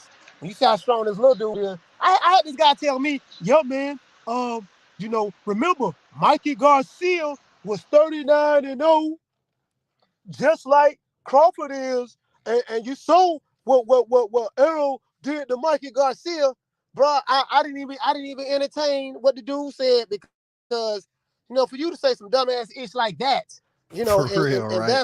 that's the reasoning that you use, for why Spence gonna win this fight. I say, bro, I know this nigga didn't say what I thought he said. That's the dumbest shit ever, man. God damn. Mikey up there 135 coming off Robert Easter, and he talking about, oh man, we're gonna talk about wins and losses. You know what I'm saying? His wins. Come on, man. Yeah, and a lot of people, I seen a lot of people say he was trying to show he could box, but somebody actually pulled up the press conference, the post-fight press conference, and Spence was up there talking about, I thought I could get him out of there in the fourth, but he wouldn't go. I tried to get him out of there again. Like, he was trying to knock him out, but he couldn't knock him out. And another thing to that strength and that power, OG, you remember I sent you that video not too long ago with Errol and all them hitting that little punching machine at the little PBC event. Mm-hmm, yeah. And Spence, and out of all, Leo Santa Cruz, smaller than Spence, punched a higher number than Spence. Everybody that punched that bag in that video punched a higher number than Spence. Spence couldn't even believe he punched the number so low that he did. He punched it again and punched the same number. And mind you, this is with his left hook, right? He left hooked it. He got on side of the bag. So he made sure he got before the accident or after the accident, Blunts. I'm trying to defend and give Spence a freaking fair ground right here. Was it before or after the accident, bro? Man, I would have to look. I would think it was before, but I don't know. Don't quote me on that. Okay, thank God, because you would have said after this Crawford Spence, then you know how they're gonna be on your neck, man. Man, listen, man. Spence was the only one to get on side of the bag, position himself correctly. He planted his feet on the floor. He cracked his knuckles. He stretched side to side. He cracked his back and punched two of the lowest scores out of all them dudes. I'm like, man, what power is they talking about? Come on now, stop it. I just want him to lose that weight, man, and then display that same power that he had on the bag to break Crawford mentally, physically, and spiritually. Like Kunta Kinte. That's what he said. He gonna have to live up to those. You know what I'm saying? He gonna have to live up to it. You know what I'm saying? What y'all thought about his jab that he took about breaking that man like Kunta Kinte? Did y'all feel some type of way about that or not? Me personally, I didn't. I'm gonna go real quick, Coach. My fault. I didn't feel no kind of way. You know what I'm saying? I saw a lot of people did though, and that kind of, you know, it struck me a little bit. I don't know if it was a dark skin thing. I don't know if it was a top ranked Toby thing. I don't know what kind of connections it was, but it was a crazy choice of words, but it didn't rub me no kind of way, I would say. Me coming from the background that I come from, so I kind of took it a little differently. I'm like, okay, breaking like Kunta Kinte, stuff like that. Alex Haley Roots, me coming from the Black Power movement myself. Oh man, I could have, if I was still in that mindset that I was back then, I could have still, I could have flipped it so many different ways. I understood, but I don't think Spence is on that level from an intellectual standpoint. It was, from the conscious community standpoint. So I don't think he meant it that way. So but I was taken aback by it. I thought it was tasteless, but I don't think he realized what he was saying. I thought he was just it was a bad analogy. I'm gonna be the one I'm gonna be the first fighter to do what no other fighter before me could have done, which I seriously doubt that, because that guy, you know for a fact, WC, that dude from Nebraska, boy, that's gonna be he rises to the occasion. So I think he's gonna be surprised. He's gonna be very, very surprised when he get in the ring with him. But yeah, it was tasteless, but I don't think he knew what he was saying. I don't think he said, I'm gonna break him like a horse. He said that before the Kunta Kinte. He said, I'm gonna break him like a horse. So like, I could interpret that as buck breaking or whatever. You get what? There's so many different ways you can go with that. But I don't want to get too deep into it. But yeah, I didn't I didn't hold it too much against him, to be fair. Okay. I mean, I understand, we trying to keep positive light on this fight, but people are held accountable for their words. And once again, as much as we done heard with top ranked Toby and the plantation and all that, for him to say what he said and all that, I just wanted to get your take. I didn't dive too deep into it. You feel me? Like, the shit he just came off the tip of his tongue and he felt that was to be the best insult. I get it. But wow, this slave comparison to Crawford, I don't know. But just make the weight. Please just show up and make the weight so we can see this fight, so we can settle the score and we can get on to other things in boxing. You know what I'm saying? Have this fish fry in Omaha, and that's where we at. I totally agree. Now that's why I got offended at, because I totally tied it to, okay, the alphabet boys, y'all saying he top ranked Toby, this and that, and then we know Kunta Kinte, when he was forced to say his name was Toby. So that's why I say it was very, very tasteless, because when you look at all of it, it's like, oh man, that's what these same dudes on the other side was saying. But I think, I have a feeling that I think those words are gonna come back to bite him, because Crawford heard it. I think it's gonna come back to bite him. Yeah, for sure, man. Yeah. Hey, it's gonna be a lot more to say it, man. Like we already know, man. I'm trying to stay away from the conspiracy theories, but shit just keep popping up. The visuals don't lie. I still think 4 weeks. Can he drop? Is he just looking bigger than normal? Because when he was in shape for the Udenis Ugas fight, it was like a month and a half already. He was shredded. He looked small. He didn't have much muscle mass, and he was already there. Now it just seems like, from what I seen on the West Coast, I don't have to go off the online shit. I seen him up close and personal, and he was big. So maybe they have a way, like they said, they have this new nutritionist. Maybe they have this way of drastically cutting a lot of weight at the last minute. I don't know. I mean, I can't see it, man, because I don't know, bro. I don't know. Ain't that what you? I mean, but don't you see that in the UFC where they, them guys tend to drop what 20, 30 pounds days before? I would hope that they don't do nothing that drastic as far as Spence. I was thinking maybe he could get down to like 155, 150, and then, like I said, he's mentioned that bathtub before. He jump in that tub for the remaining 3 to 5 pounds. See, I don't the know one how thing, much. Blunts. One thing you have to understand about MMA is that these guys know they're going to be in a quick rotation. They know. They get told. They have the mindset that they're going to return back to the cage in short rotation. Boxers, not so much. You know what I'm saying? A boxer step outside the square, and they may not get another fight until 8 or 9 months. MMA guys, they know, man, they can fight in this card, that card, or whatever. They know. So they're not going to balloon up and wait.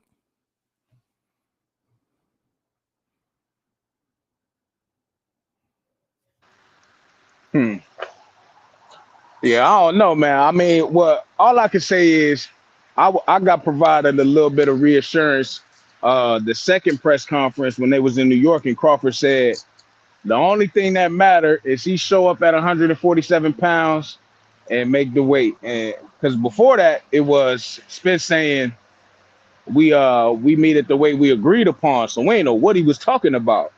But then Crawford came out there and said meet at 147. So it's like, okay, well, what the fuck is he? What was Spence saying? What is this Correct. agreed upon weight? But Crawford kind of clarified that it is going to be 147. Now, I don't know, since the IBF belt is a part of this Undisputed, I'm pretty sure that 10-pound rehydration is going to take into effect for the next day. And maybe they agreed upon something there as far as the next day rehydration. But I don't know. As long as they meet at 47. I got you. Hey, Coach, I want to ask you something though. Yes, sir. You went over to Omaha, bro, a couple of times. Why do you think Errol Spence put out there that he made a $1 million concession to Crawford and the punch hadn't been thrown yet? I know you have to have the answer. He said he made a $1 million concession. Correct. He conceded that they have the bet. Yeah, he said that and more. 5 years ago. He said, definitely I made the fight happen. I gave him the bet we made 5 years ago. I gave him that and some, and then some. I'm trying to find out, why would he give the B side? Why would he provide this man with a $1 million concession on a side bet that they made, and they haven't even thrown a punch yet? Well, maybe he feel overconfident that he gonna win the money. He gonna win the bet. No. He put that in the concession for Crawford. I'm talking about for him as far as the purse agreement. Oh, so you saying he conceded, saying that Crawford already won the bet, or he saying that was a part of it? Don't have nothing to do with the bet. He's saying that was part of the concession in making the fight happen.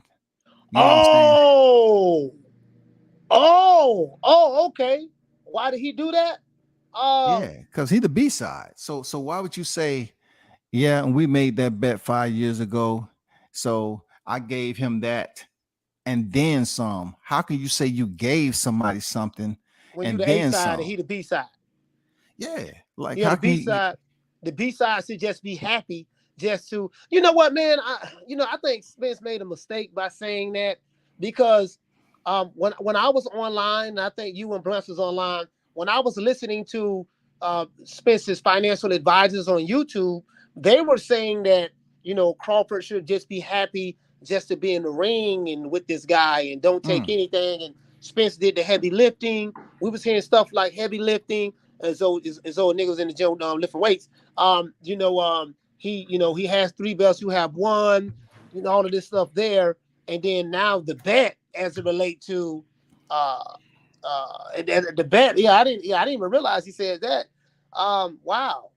I thought about it. I say, okay, so they made $1 million bet, you know, and the way he put it out there is that when that guy asked him, he said, you know, who made this fight? Because I kind of proposed a question to Crawford when I was there to ask him what prompted him to call Spence. But then when they was in New York, I believe someone asked him about who really made the fight. And he said, it was definitely me.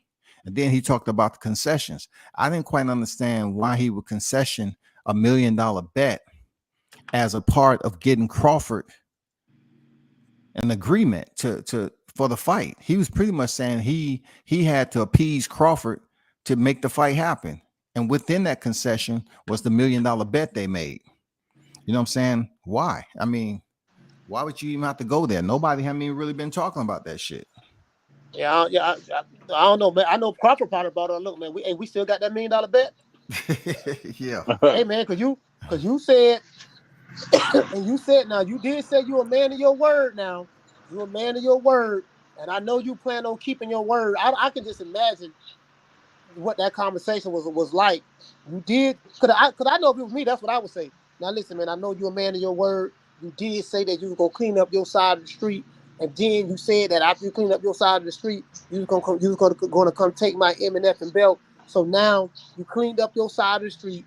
You kept your word. You are a man of integrity. I give you that. And you did say you was your own boss. You know, even though you do say call Al, but you said you was your own boss. I tried to meet with your boss, Al Haymon. He wouldn't meet with me, even though he met with Canelo and Edgar Berlanga. I don't know if he don't like meeting with blacks, but he rather meet with Mexicans. But that's neither here nor there. But you know, so I say I'm gonna just call the boss, call the man. I think we started off on the wrong foot because there's so many different people that's in between and us saying things. Your managers, your managers online with these YouTube channels. Oh man, I don't talk to them dudes, man. I don't know why you be trying to speak for me. I don't know them dudes. Okay, we're gonna put that aside. Can we just start over on the right foot? And I think you did. Now we still got that $1 million bet. Because you did, because we do know you are a man of your word. That sounds like something that I would do. Once you go to tell them you're a man of your word, I'm throwing your words right back at you. Maybe, because I'm gonna use that, yeah, damn, I did say, dang, man, I did tell him keep my word, man. God damn, man, I fight the dude, man. Damn, CWCS, fuck, all right, damn. Yeah, he got me right there, dog. And I know you the big fish, but we gotta make this right. So, I would say the young man from Omaha, Nebraska, I would say, hey man, he did a pretty good job, man. In negotiation. Yeah, he did a pretty damn good job with negotiation. They say he was moving funny, negotiating in bad faith. That seemed like some good faith right now, because how in the hell you gonna get this man to own up to the $1 million bet without a punch being thrown? And that shit was 5 years ago. God damn, that's some power, ain't it? Well, and then too, what you gotta understand, WCS, and this is what I think you fail to realize. You are a highly intelligent brother, but sometimes intelligence in this case is overly stated. You might be intelligent, but you're not smart when it comes to the Nick Sackers. See, the Nick Sackers are smarter than you. You might be more intelligent than them, but the Nick Sackers are way smarter than you.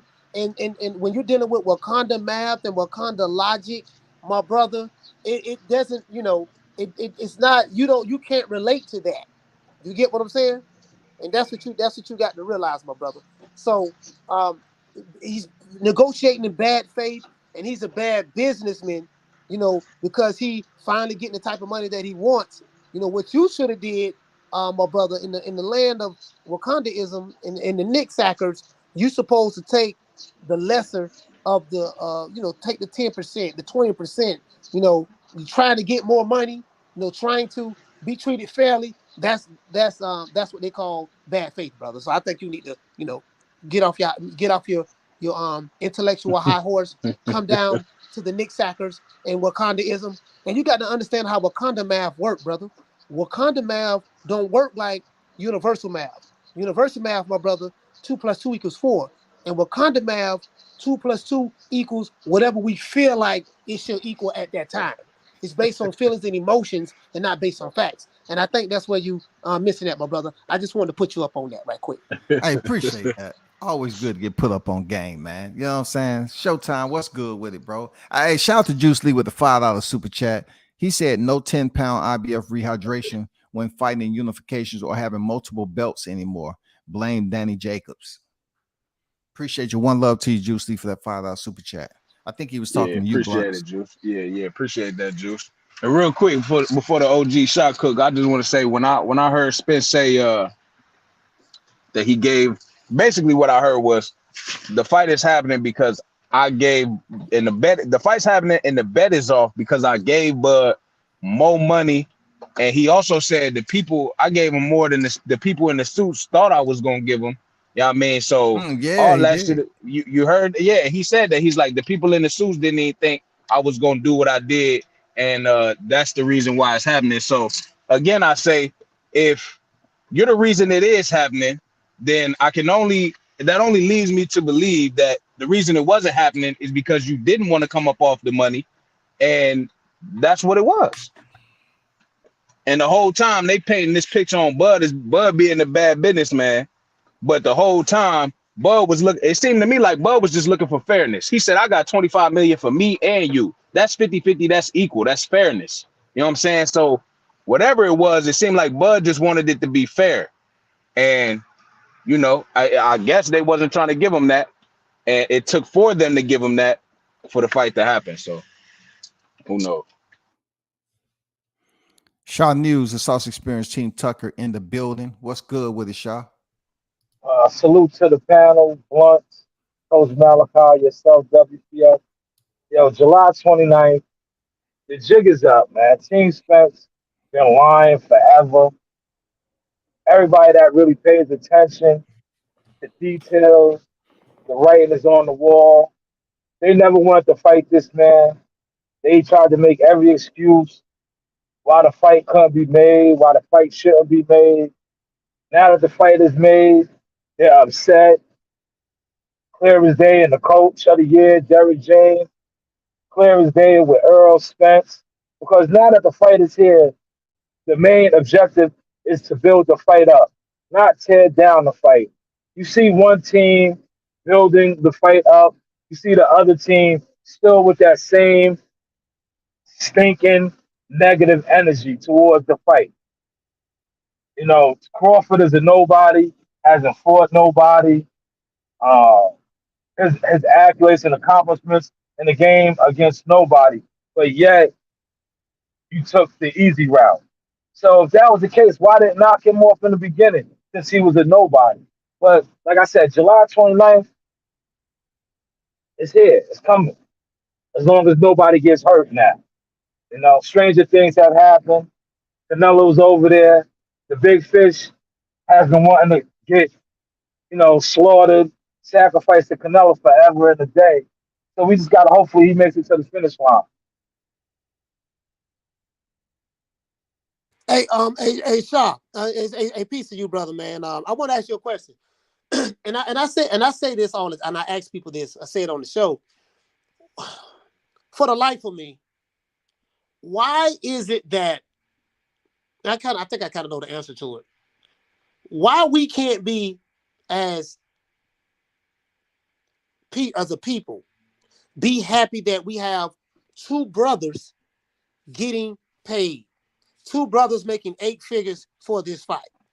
Now, I'm gonna say something that's gonna sound controversial, but I really, really mean this. There's a movie. There was a movie that came out, man. I forgot the name of this movie, man. Years ago. You guys want to watch this? Omar Epps was in this movie. Omar Epps was in this movie, fam. And hold on, as a matter of fact, let me see, can I find it? What's the name of that movie? Omar Epps was in this movie. As a matter of fact, I think this is it right here. No, that's not it. That's something else. But anyways, you know, you got a group of people who are mad and upset that Crawford is getting paid, uh, 8 figures, and Spence is getting paid 8 figures. They don't have a problem with that, but they have a problem with Crawford. Then, oh yeah, the name of the movie is called First Time Felon. Have you guys ever seen the movie First Time Felon that came out in the 90s? Yeah, remember Remember that First movie. Time Felon when they had Omar Epps in the closet with the detective, the police officer? And I forgot the Yeah, name of the actor, the police officer, the bald head, dark skinned brother. And he spoke about how he hated niggas and how niggas make black people look so bad. And when other people see him, they affiliate him with the niggas. And he says it's a civil war going on. That was Chris Rock ended up doing a comedy special on that as well. And it seems like the uh, certain members of the group are happy that both guys are getting paid, and certain guys are invested emotionally, upset that I got the lawn people out there cutting grass, that Crawford is getting 8 figures. And for the life of me, I'm trying to figure out, like, dude, you broke, ain't got no money. Why are you hate this man so much that you are upset that this guy's getting 8 figures for a fight that you said that you wanted to happen because you know that Spence is gonna break him or do whatever? We don't get none of the money. So I'm like, I don't get that. I don't get that. And it's something that I heard WCS say. There's a lot of people, they're not happy about this fight. Shaw, I heard you say it as well. You know, they're not happy about this. It's like the fight is here. There's nothing else to argue about anymore. It's here now. July 29th is going to tell the story. It's going to tell it all. It's going to end all disputes. We either going to find out if they smoking bud on the 29th or we're going to have a fish fry. Mm-hmm. But to be upset about, you know, he making this money and this and that, and he's over there with the PBC. So, he's a partnership with the PBC because he got his own promotional company. So it's like it's a lot of going on that's really, really funny. It's not surprising to me, to be fair, because I know these Nick Sackers and Wakandas, they are some of the lowest IQ, dumbest MFs I ever seen in my life. And I take joy in dissing them every day of the week, twice on Sundays. But you know, I just think that that's just a little too much for me. Both of them getting paid. Let's be happy that we got two brothers, man, making money. They putting on a historic event. So the winner is going to be probably the best fighter in the world, pound for pound, hands down. And that's it. Let's enjoy the ride. That's all. For sure. I appreciate that, Coach. No doubt for breaking that down. Mr. Gumbo, aka Hot Grease, Mr. Sucker Free. Appreciate the $10 super chat, my brother. WCS Donkey is going to kick Shrek when Bud knocks out Donkey. You know what I'm saying? And this guy, they both mad. I don't know. You know what I'm saying? I appreciate you, Mr. Gumbo, for that donation. One love to you, brother, as always. Shout to Trick Noti on deck. You know what I'm saying? Shout to NO. What's good, fam? Hey, I look at it like this too, Coach. They talked all this shit about wanting to fight. You get the fight, and they talking about shit that happened in 22. I'm like, damn, when will y'all be satisfied? Like, talk about what you think is going to happen. How excited are you for this fight happening July 29th? They still talking about, well, Bud lied on this, and Bud, look, you got 2 press conferences, and you got freaking radio shows. You had content to make money off of. And all they talk about, oh, so-and-so exposed himself. Oh, so-and-so was lying on the radio. So-and-so. Look, I broke that shit down. That shit with $1 million worth of game.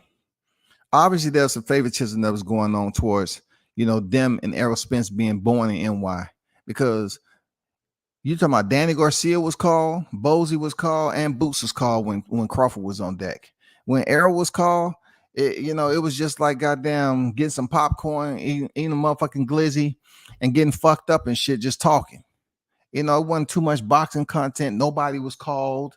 None of that. They didn't even bring up Boots, who's basically in the IBF, rankings. But they put all that shit on Crawford, and I just thought it was biased. I thought it was the worst out of the interviews. with that shit with Errol Spence. When it came to $1 million worth of game, it was pointless. It was real pointless. Well, it was definitely biased. You got to understand. A lot of these guys, and shout out to Gilly the Kid Wallow and those guys, but those guys are team. They team Spence. They love Spence. They love him. You hit the nail right on the head. Wait a minute. Bruce Anderson was calling out Crawford and Spence. So you make this phone call with Boots when Crawford is on. But what about Spence? You don't make the phone call with Spence. So, I mean, it's fine. It is what it is. All of those guys on the same side of the street. And I'm going to tell you what I told Crawford. I'm going to tell you what I told Bomac, Red, Saul, and Bernie. I said, look, you really ain't no PBC fighter. I know you have a partnership with them, with your promotional company. I know that hurt a lot of the people who hate Crawford's heart, but he has a promotional company, and they partnered up, TBC Promotions with Man Down Promotions, Tom Brown, Showtime, right? They didn't put it on the banner at the presser, right? They. Oh yeah, I was about to say that. They didn't even try to mention that. They tried to sweep that underneath the rug. Man Down Promotions with TGB Promotions. They didn't even want to mention the fact that Terrence Boyd Crawford Promotions are part of that, deal too. Yeah. So hey, Shaw, the shade is still there. So what I told him, I say, bro, let me explain something to you. I said, it's just me. If you gotta stop this dude. You gotta stop him. He just looked. I said, you gotta stop him, dog. When I talked to Bomac, he said, we prepared. I've been studying this dude for 5. He said, I've been studying this dude for 5 years. We ready. We more than ready. I talked to Red. He said, Coach, when it's all said and done, they gonna bear witness that Terrence Boyd Crawford is the best fighter in the world. And then Bernie always, we gonna get him. He ain't fought no. We gonna get him.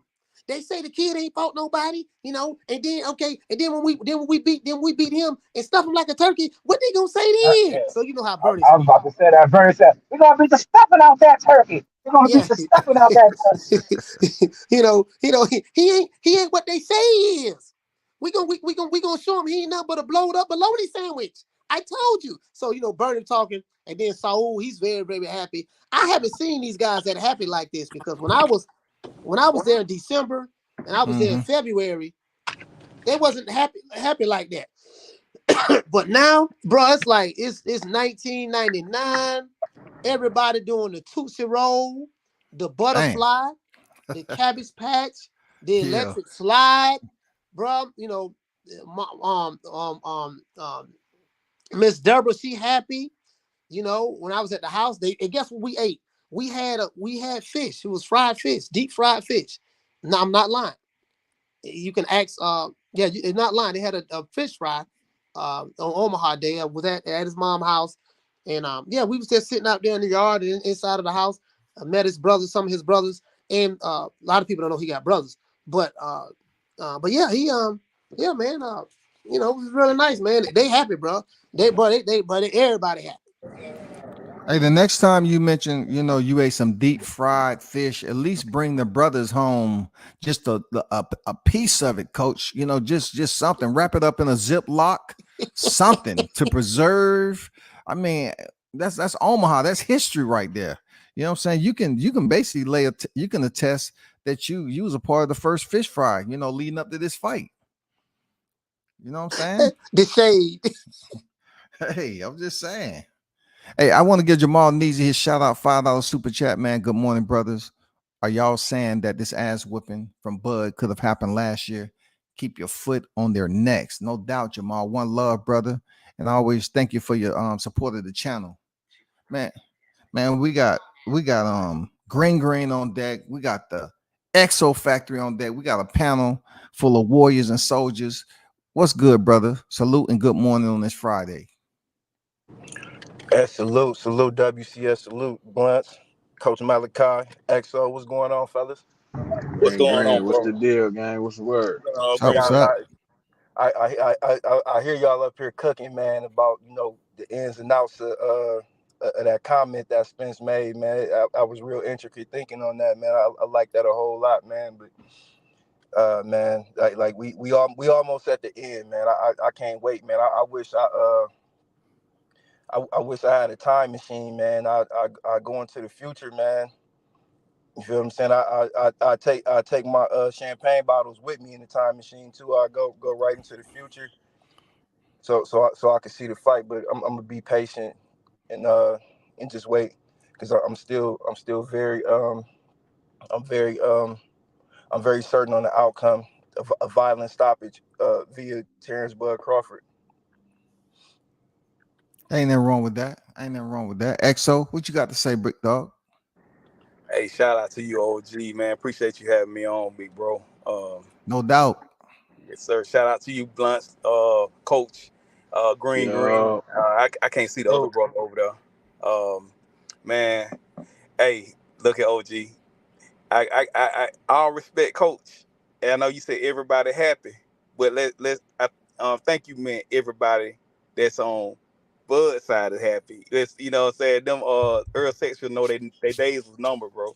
They it's like you walking down the green mile, like you walking down that mile, and you know your days are numbered. So now you trying to fish for content, some type of shit to say, because all this time, you know what I'm saying, your content been about Bud and about why this fight not happening and all that type of shit. You know what I'm saying? And you know, so now you got to go to fishing and stuff like that. So now they know that this fight is about to happen. You know what I'm saying? Shit is about to get real. You know what I'm saying? And they know what's about to happen to their boy.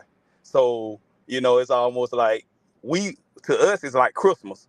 To them, it's like, God damn, this shit is finna really go down. This shit is really finna happen. So it's almost like the walls are closing in on them. And I appreciate, you know what I'm saying, all the content that y'all putting out, man. You, OG, Coach Malachi, man, keep y'all feet on their necks, man. Keep y'all feet on their necks. You know what I'm saying? Because we going to give it to them. But that's what I wanted to say, OG. I appreciate you having me on, man. Y'all sub up to the channel. Hit that like button. You know what I'm saying? Let's keep pushing it. Y'all hear me? Yeah. Yes, I will hear you. Oh, okay. Can you hear me? Yeah, I can hear you now. Yeah. Oh, okay. What, did I go out? To me, you did. That's why I just had to chime in. Go ahead. Oh, okay. Oh, no, I was just saying, I said, I appreciate you having me on.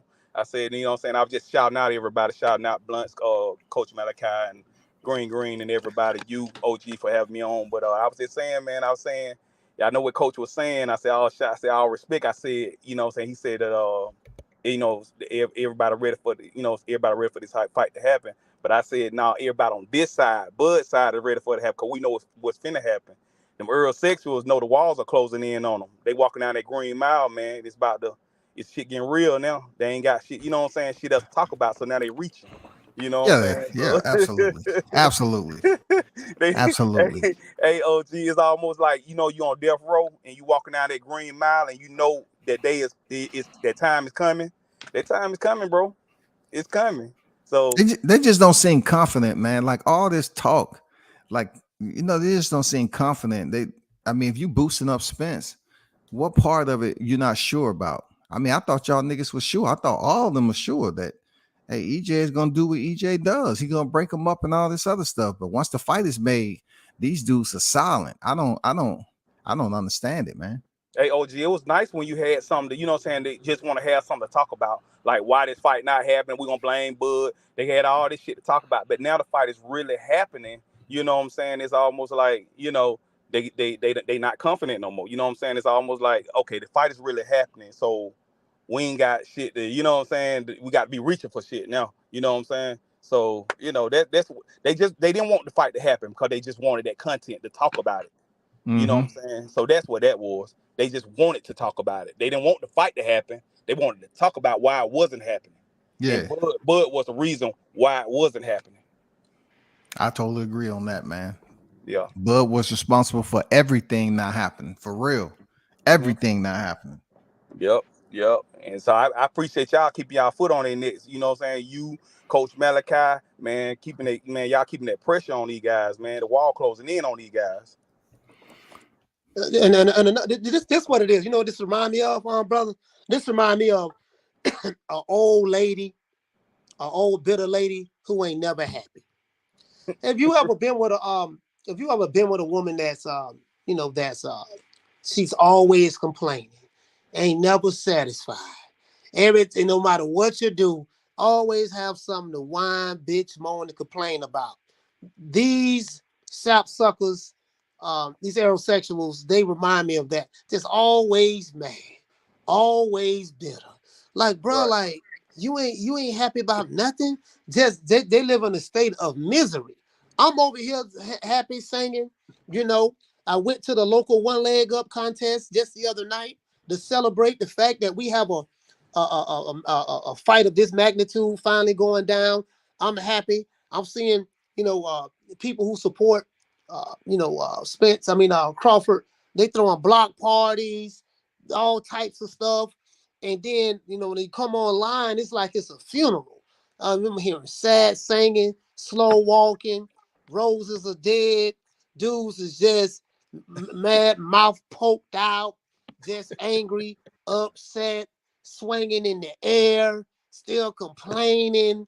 It just can't, no, listen, July 29th, we're going to put you aerosexuals out your misery. You don't worry about it. We're going to put you out your misery. It's going to be over soon. Don't worry. We'll put you out your misery, and it's going to be okay. It's going to be a merciful death for you guys. We're just going to, and I just mean in allegorical terms, not physically, but, it's going to, don't worry. You're going to get put out your misery. I know you're miserable right now. Just hold on like Jeffrey Osborne, the LTD. Hold on. And in July 29th, you will get put out your misery. I want to see the videos you drop after the July 29th. I know y'all gonna have a cry fest.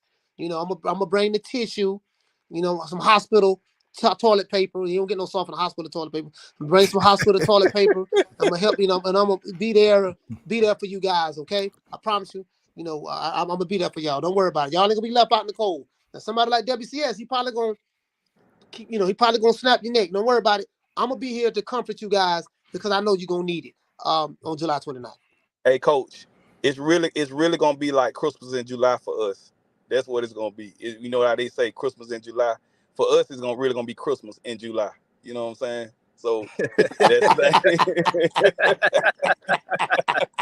I'm What you say, gonna stay on their necks, man. I'm gonna stay on these cats' necks, bro. I'm telling you for real. I'm finna push all kind of content. I'm finna get on these cats' necks, bro. You know what I'm saying? Y'all already giving them the biz. Now I sit back and watch. I be laughing, man. I say, man, y'all giving these heterosexual hell. Yeah, hey, you gonna see after July 29th, you're gonna see a lot of people. They gonna want their subscription back from a lot of them channels, man, because they gonna feel like they were scammed, a part of a Ponzi scheme. Because they're gonna feel like they were led astray, because we actually believed you guys. We actually believe that this mythical guy that survived this car incident could be one of the best fighters on the planet. We believed you, and you led us astray. And all the content in the shorts that you're seeing right now is these aerosexual channels. They're having a fire sale right now because they know this content isn't going to be worth any value after July 29th. It's almost, you can equate it to um a guy that knows he's about to go to jail, so he's selling all his jewelry and everything for less the least amount possible of what he bought it for, just so he can just so he could put something in his bank, so he can put it on his books. If you want to simplify it in those type of terms, you feel what I'm saying? Because after July 29th, that content, the reason why it didn't happen in 2022, it will be null and void. Exactly. The shit kind of like, that when they use the phrase Jim Jones, the Kool-Aid, everybody drunk the Kool-Aid and stuff, and I know it's a real life situation. So, but I'm just saying, everybody over there don't drunk the Kool-Aid. So, you know what I'm saying? Exactly. They Exactly. time about to be up, bro. It's about to be up. Exactly. Yeah. I especially I especially gonna feel a certain level of empathy for my fellow Texans. You feel what I'm saying? Because they're gonna feel it the worst. You feel what I'm saying? Yeah, yeah, yeah. It's serious, man. It's serious, man. Because with them, they really, it's like they reaching, man. They reaching, they doing shit, and like WCS saying, they bringing up irrelevant shit now. They don't even matter. You know what I'm saying? Like y'all bringing up shit from, that don't even really matter right now. You know what I'm saying? And so now it's just like, oh man, you know what I'm saying? It's really finna happen. and they want to believe so bad that they guy is that guy. You know what I'm saying? He flipped 100 times in the car. He, what I'm saying, got back like Iron Man, came back. He didn't take no tune-ups. He beat up this guy. He beat up Danny. He beat up Ugas, and all this type of junk. So we know what he gonna do to Crawford and all that stuff. Okay, all right, okay, all right. We will see. July the 29th, man. Y'all days are numbered. Y'all Yeah, days are numbered. it's kind of like what Coach Malachi was alluding to. It's like a lot of these individuals seem like they have a personal problem with Crawford for whatever reason. It's like it's not just, it doesn't just lie with just the sheer just the sheer sport of competition. You feel what I'm saying? It's like you expect the guy to fight for pennies or because he was able to present himself with different type of options of revenue, or to fight on another platform that showcase boxing, because he's already been on HBO, uh, ESPN, uh, a subscription based startup company. Now he's gonna perform on PBC. So it's so if you're a real boxing fan, at the end of the day, whether you like the fighter or you favor another fighter, it still should be at base you got a guy that's actually dedicated himself to the sport and is actually able to reap the rewards of his harvest. You feel what I'm saying? Mhm. Like the work put in. You know what I mean? So it's like it seems like it's an underlying personal problem that goes with him from just anything that he comes out in the media and says, or that he doesn't say, or they feel like he isn't as sociable as he should be in the media, from the demographic of the area where he's from. Like, it's like they got a personal problem. It's just like, But yeah, but Green, like it's the energy that because you can tell, like, the energy and the realm that they come from when they speak is like it's a real significant amount of hatred attached to it. But Green, let me tell you this. It wasn't personal until he came to the welterweight division and he came after their boy. He called out Keith Thurman. He called out Earl. He called out Danny Garcia. He said he wanted a man. At that time, Keith was the man of the division. You know what I'm saying? But it was no problem till he got them started going after Earl. When he started going after Earl and started, what I'm saying, all this, they, we know the whole Tom thing. They met up and all that little, they exchange they had and all that stuff. But when he started going off after Earl, shit started really getting personal then, because if you notice, when he was at 140 and, 135, 140 and stuff like that, they wasn't like this about that, man. You know what I'm saying? Is, as a matter of fact, they was all like, oh, that guy, he got it. He that dude, you know what I'm saying? Stuff like that. It went till he started calling Earl Spence out is when shit started changing. And you start seeing these other channels start doing what they doing. They wasn't like that at first. You know what I'm saying? They wasn't like they weren't like this about it. Wasn't it wasn't like this with them at first. That's facts. You know what I'm saying? And we're talking about. It's amazing how they Oh, okay, decided to take. yeah, like, because y'all. Go ahead. Oh, no, I thought you went out. Can you hear me? Did a delay? Go ahead. Yeah. No. I was just saying, like, because I really just started. I didn't actually know a boxing YouTube community existed. You feel what I'm saying? So I really just started getting into it. But like when I listen to EXO, Coach Malachi, and WCS, like, I get a little, I get get a little vision of the archives and history. So, like, okay, I didn't know that some of this stuff goes back 3 or 4 years prior. You feel what I'm saying? So I'm like, so when I listen to it, I'd be like, dag, okay, so it's always been this underlying problem between these two fighters, because this was always my question, because it didn't seem like when Errol first came out, like, he was just like, he had like the fan base that he had, and I was wondering, like where did it all come from? You feel what I'm saying? Because a lot of these guys who are Errol Spence fans, I mean, they probably are they probably were happy that he was able to claim the IBF title. But you know I from the boxing, from the boxing talk that I hear them speak about, it's like they don't respect the fighters, you know, from the UK or whatever the case may be. So where did the fandom come from? And I was sitting there thinking, I'm like, did it come from the fact that they said he gave Mayweather some good sparring? So did they crown him their champion after that? Because, you know, they finally heard that somebody was able to, you know, get in there and put some hands on Mayweather due to their dislike for Floyd Mayweather. I don't know where it comes from. So that's what I wanted to ask you guys. That's really been in this. Like where do you think it really came from?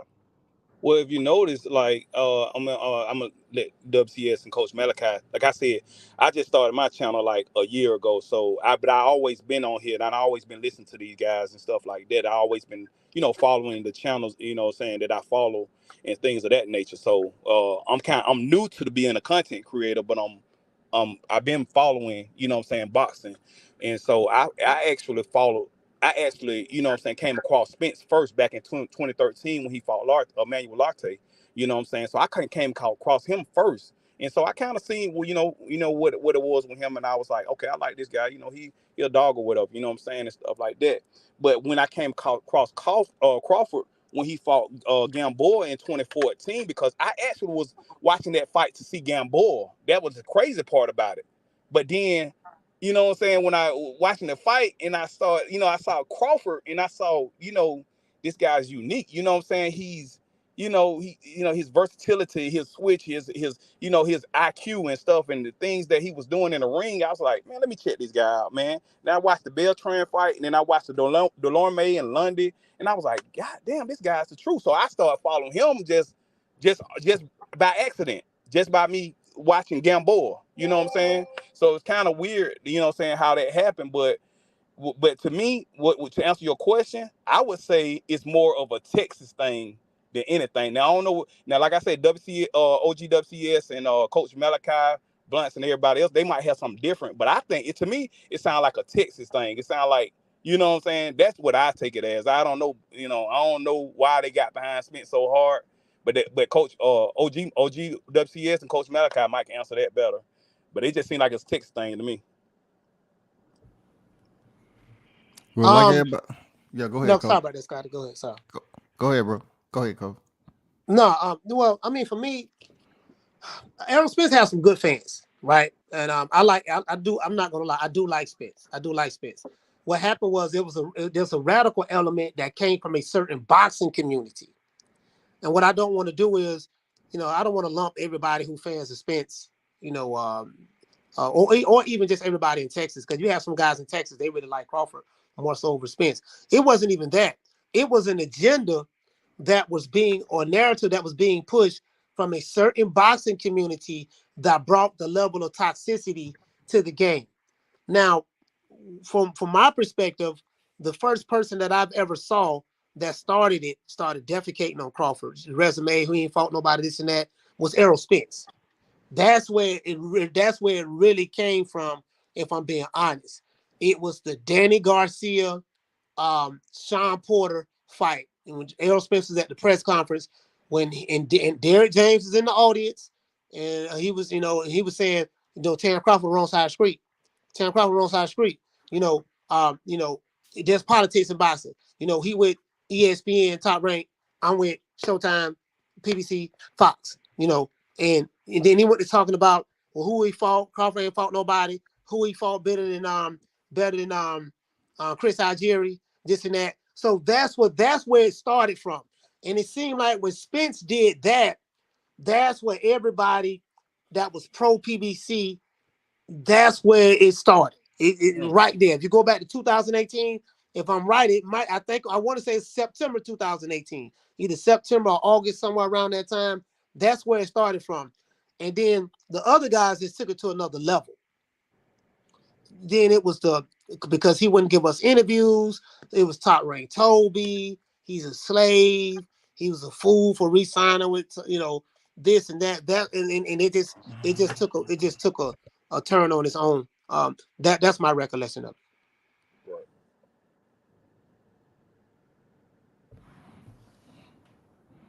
Yeah, that's a good assessment, man. It's been ongoing for quite some time. And the crazy part about it is that both of these fighters were still achieving in the process of, fan bases taking sides. They were still achieving. It's not like they ran into some difficulties. For the individuals that used to support Crawford heavy, the reasons why they switched up, it all blends in with what y'all just said. Like he got to he attended the welterweight division, and then the big dog was supposedly there. He wasn't unified yet, but the big dog wasn't freaking Errol. It was Keith Thurman.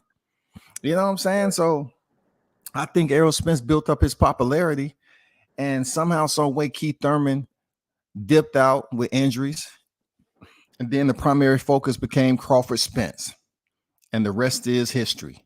You know what I'm saying? I mean, but I just don't get it. Like, I ask these questions all the time. How can y'all say that the man is not qualified and he's basically ahead of Spence in all categories? How can he be unqualified? How can he fault nobody? How can y'all keep on putting these tags on Crawford for being a bad businessman, for negotiating in bad faith, moving funny? Where did all this shit come from? Because Spence, he said that Jeff Horn was food. So if Spence thought he was food, but yet Crawford went over there and scooped the entree up and picked up the WBO title, and he wasn't placed on the easy route, you should have known this day was coming. It's here, God damn it. This day is coming. He didn't put him on the easy route, and now you done took the easy route. You completed it. Now you got Terrence Crawford to deal with, and July 29th. Let's go. Yep. And that's the thing, you know what I'm saying? OG, just like what Coach Malachi was saying, I'm looking at them like, y'all, you shitting on everything that he done. If y'all was real, and I say this, like I say, I like Earl. I really, you know what I'm saying, outside of all the other stuff going on, I like Earl as a fighter. I think seems like a cool person. I have nothing against him.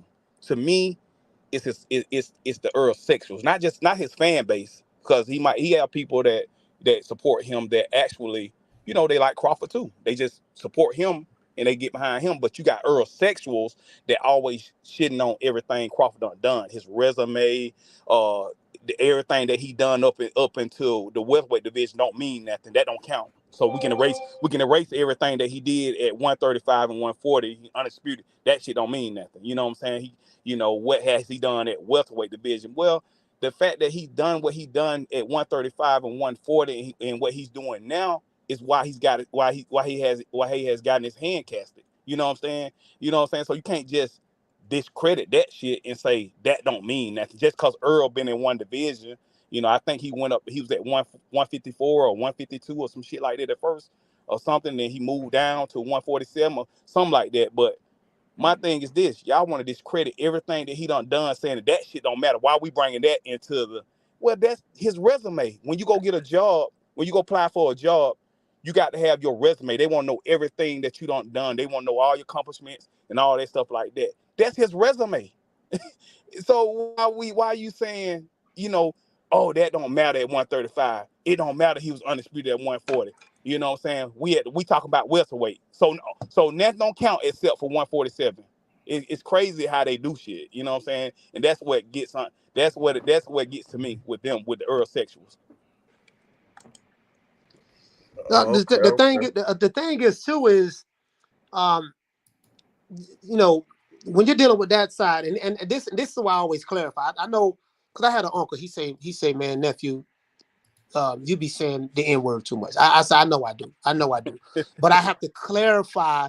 There's a difference between black people and niggas. Right, exactly. I have to clarify that, because even though the niggas look like black people, they are not of us. Right? Exactly. Right. And the level of, they made it too personal. When you go to talking about the man mama, you go to talking about the man wife, you go to talking about everything that ain't got nothing to do with boxing, you don't made it personal. All because this dude wouldn't give you an interview, and like you don't took it too far.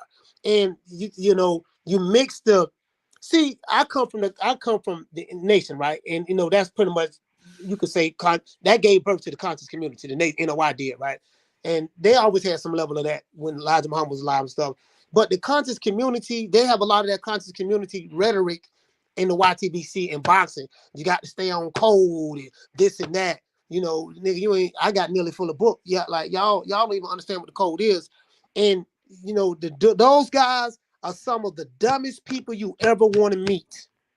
Tell them what I know. You so smart, you stupid. You gonna tell me about the stars, the moon, the quasars, the galaxies, the Milky Ways, but you can't tell me how to get no money, and you tell me why you broke at your baby mama house on sitting on the rental center couch. You see what I'm saying? You know, you talk about this man, mama, this and that. Why you can't? Black people and fans of boxing are happy that two black men are coming together and having a mega fight for the ages, and both men are getting paid. Niggas are upset that one of the black men that is fighting is getting paid. Right. You know, the niggas, you know, they have, and that's why I stress that, fam. Not trying to be funny, but I like to drill that in people's heads. There's a difference. You know, Errol Spence fans have some good fans. Terrence Crawford has some good fans. You do have boxers who have extreme fans. It's those extreme radicals who get indoctrinated with radicalism from these, I like to say, so-called think groups with these different boxing communities that's pushing a certain narrative and an agenda that literally has nothing to do with boxing. And that's what it is. And that's what's going on. So I feel like it's my job to combat that. And that's my style of you know, putting out content. It's my job to combat that, because I'm trying to combat the ignorance. And you know, sometimes you got to get a little dirty. You know, get a little dirty in order to clean it up. But I'm willing to do that because that's all niggas understand. You can't be logical with a nigga. Nigga don't understand nothing but niggerdom. So you got a brain. You got to speak to them in terms that they understand. Wakandaism, niggerdom. They don't understand anything other than that, and that's what it is.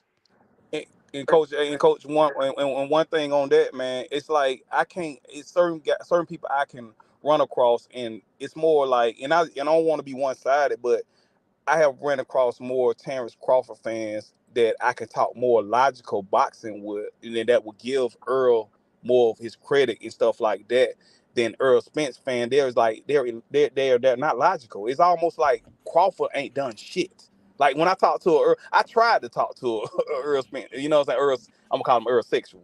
And he's like, man, Crawford ain't done shit, man. Who has he beat? You know what I'm saying?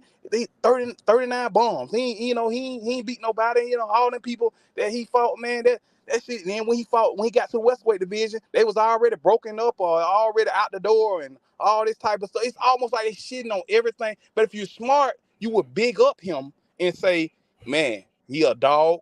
They get in the ring with him, because that makes it better when the fight comes. And if Earl wins, he won against, you know what I'm saying, somebody of Crawford caliber. But they want to shit on him. So guess what? If you're shitting on him like that and saying that he hasn't done shit, Earl should get in there and beat the shit out of him, because he ain't shit. He ain't did shit. That's my take on it. Yeah, good morning, fellas. How y'all doing? What's good, Nazy? What's good? Yeah, y'all can hear me clearly? Peace. Yeah. Yeah, to add to that, yeah, I haven't heard not one thing on the Earl Sexual channels like they happy about the fight. No video, not one video that they say, yes, they finally here. Like only hear the Bud channel saying that. So with them tearing Bud down, I'm trying to understand something. If EJ was to retire today without fighting Bud, is he first ballot Hall of Famer? I'm asking y'all this question. Oh, definitely not. I don't think so. Definitely not. All those fights early on at 152. Him having three titles, being a unified champion without being undisputed. Will he be in today like a first ballot Hall of Famer if he's to retire? Nah, No, hell no. Nah, he wouldn't be a first ballot. Hell no. So if Bud ain't fighting nobody, right, and he defeats Bud, would that make him a Hall of Famer? Just because he getting the titles? Yeah, you talking some sense, you know what I'm saying? Hey, if he become undisputed, it's a first to everything. First makes it look good. Right, It dresses up nice. So this is where the contradiction come in to what you're talking about. If he beats Crawford, they're gonna be talking about Hall of Fame talk. But yet, when you right. speak when It's you weird. speak of Crawford, he ain't done He shit. ain't done shit. So which one Right. is it? Which one is it? Has he done shit enough for Errol Spence to become a Hall of Famer if he beats him, or what? Like y'all need to make up your mind, man. That's beautiful Shit clarity is crazy. on the situation. It don't get no cleaner cut than that. Like honestly, it don't get no cleaner cut than that. You go ask any you go ask any delusional Spence fan that question, like you gonna have him in a bind. Yeah. That's the only thing, man. That's what I'm saying. That's their talking point. He hasn't done shit. He hasn't fought. And I'm saying, why y'all keep saying this shit? He hasn't done shit. He ain't fought nobody. You know what I'm saying? Just discredit him all the way around. And then like I was saying, man, earlier, you know what I'm saying? They get personal. They start going personal with the guy and all that stuff. I'm like, y'all hate this man so bad. Like, I don't get why y'all hate him so bad. Like, it's amazing to me, man. When I see this, I be like, bro, y'all got legitimate like hate for this man or something. I don't know what's going on, but I was just like, bro, y'all go deep talking about the man family and everything. He top ranked Toby and all this stuff, calling the man all. I just like, y'all ridiculous, bro. They, Yeah, they I kind of seen how it was a little bit to what Coach Malachi was alluding to, like, cause it when I seen it at first, cause like I said, I've been a Spence fan too. Like I don't take nothing away from him, like his abilities in the ring. Like I like his style. Like I said, I watched Spence in the Olympics when he lost. I was rooting for him when he lost to the dude from with Kazakhstan, but like it was that meeting, because like I said, all the interviews and things before then, like the little the tweet, because like I said, I wasn't hip to Twitter or nothing like that. The tweet after the Manny Pacquiao Jeff Horn fight, when you start going back in the archives and seeing it, and then you see that moment in 2018 where they both cross each other's paths, and I'm more of a simple man, a natural man, like, so if we both men, and we shake up and say we gonna mix up and get it on, like that's all I need to know. Like all the extra stuff outside of that, the business and all this and that, like, because that's not the boxing that I grew up watching, because I grew up watching boxing, and then I'm seeing, like, okay, Roy Jones and Joe Kawasaki, like they went on their own and made a fight and fought each other. So I'm thinking, in modern time now, you feel what I'm saying? Like this is where boxing has grew to where, the fighters or whatever the case may be, they got the flexibility to go do these things if they really want to. You feel what I'm saying? And really fight just for the essence of competition and the bravado, to see who really is the man. You feel what I'm saying? So when you see Spence and Crawford, then Spence he bringing all this filler into the conversation about, I'm fighting this dude and that dude you wouldn't mention, and Al Bob, he said Al don't exist, all this and that, like he just kind of going crazy with it. It's like damn, like do you really want to fight or not? Do you really want to get in the ring with him or not? Like, because you putting a lot of barriers in between here, do with your conversation. And then, like Coach Malachi was saying, it seemed like a line was drawn in the sand, to kind of like instigate like a race war or something. You feel what I'm saying? Because I understand a lot of people, African Americans, they're like, okay, well, everybody that's of that descent should be over there with Al Haymon fighting with the PBC. You feel what I'm saying? But it's kind of like it's hypocrisy, because their business model is putting a black fighter, with a Hispanic fighter. You feel what I'm saying? Or someone from Latino descent.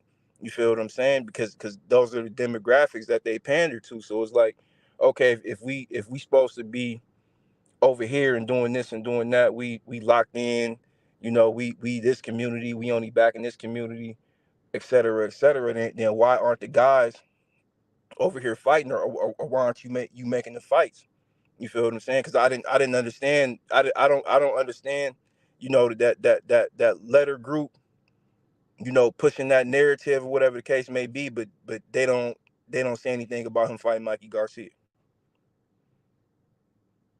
Well, it's what I say. If they didn't have a double standard, they wouldn't have a standard at all. And trying to make sense out of nonsense, and that's just what it is. And this is what I try to explain to you guys. What's going on is you got a lot of these dudes. They come from the unconscious community. That's what I call it. And if you've been over there in the conscious community, if you go over there, I used to listen to those guys. I came out of the NOI I came out of the NOI, but when the conscious community first getting started on the internet, I want to say it was Brother Sinetta. Sinetta started it like maybe after Dr. Khalid died. Dr. Khalid died in probably 2001, I think, 2001. He started on the internet through YouTube around 2008, 7, somewhere up around there. And if you listen to those guys, I used to listen to those guys a lot. And I hear a lot of so I know it. I know the nigga them when I hear it. I say, oh, that's what this is.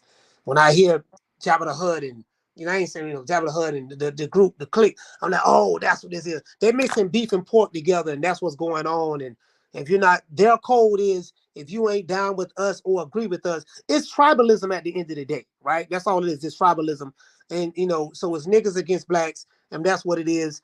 And, their narrative is, if you don't roll with us, do what we say do, yada, yada, yada, yada, we're going to ostracize you, attack you. It's the same thing you see when you listen to a Dr. Umar Johnson or Tariq Nasheed. Oh, this nigga cooning for butter biscuits. Oh, he's soft shoe cooning. He this, he that. Anytime you don't agree with what they say, what their definition of what the code is, you're on point. That's what's going on in boxing on the YTBC with other black content creators. Well, I ain't gonna say black. I mean the nigga content creators. Because you have black content creators and you have nigga content creators. Don't confuse the two. There's a difference. So that's what it is. And this is the angle that I always attack, because I see what it is. I say, oh, I know what this is. Oh, this that old Sarah Suit said shit. Oh, this that old Brother Polite shit. Even Polite ain't even part of that shit no more. He got white women and everything. Oh, this that Young Pharaoh. Oh, they've been listening to doggone Brother Tahiti. Oh, they've been listening to Professor Griff. Shout out to Professor Griff. That's my brother.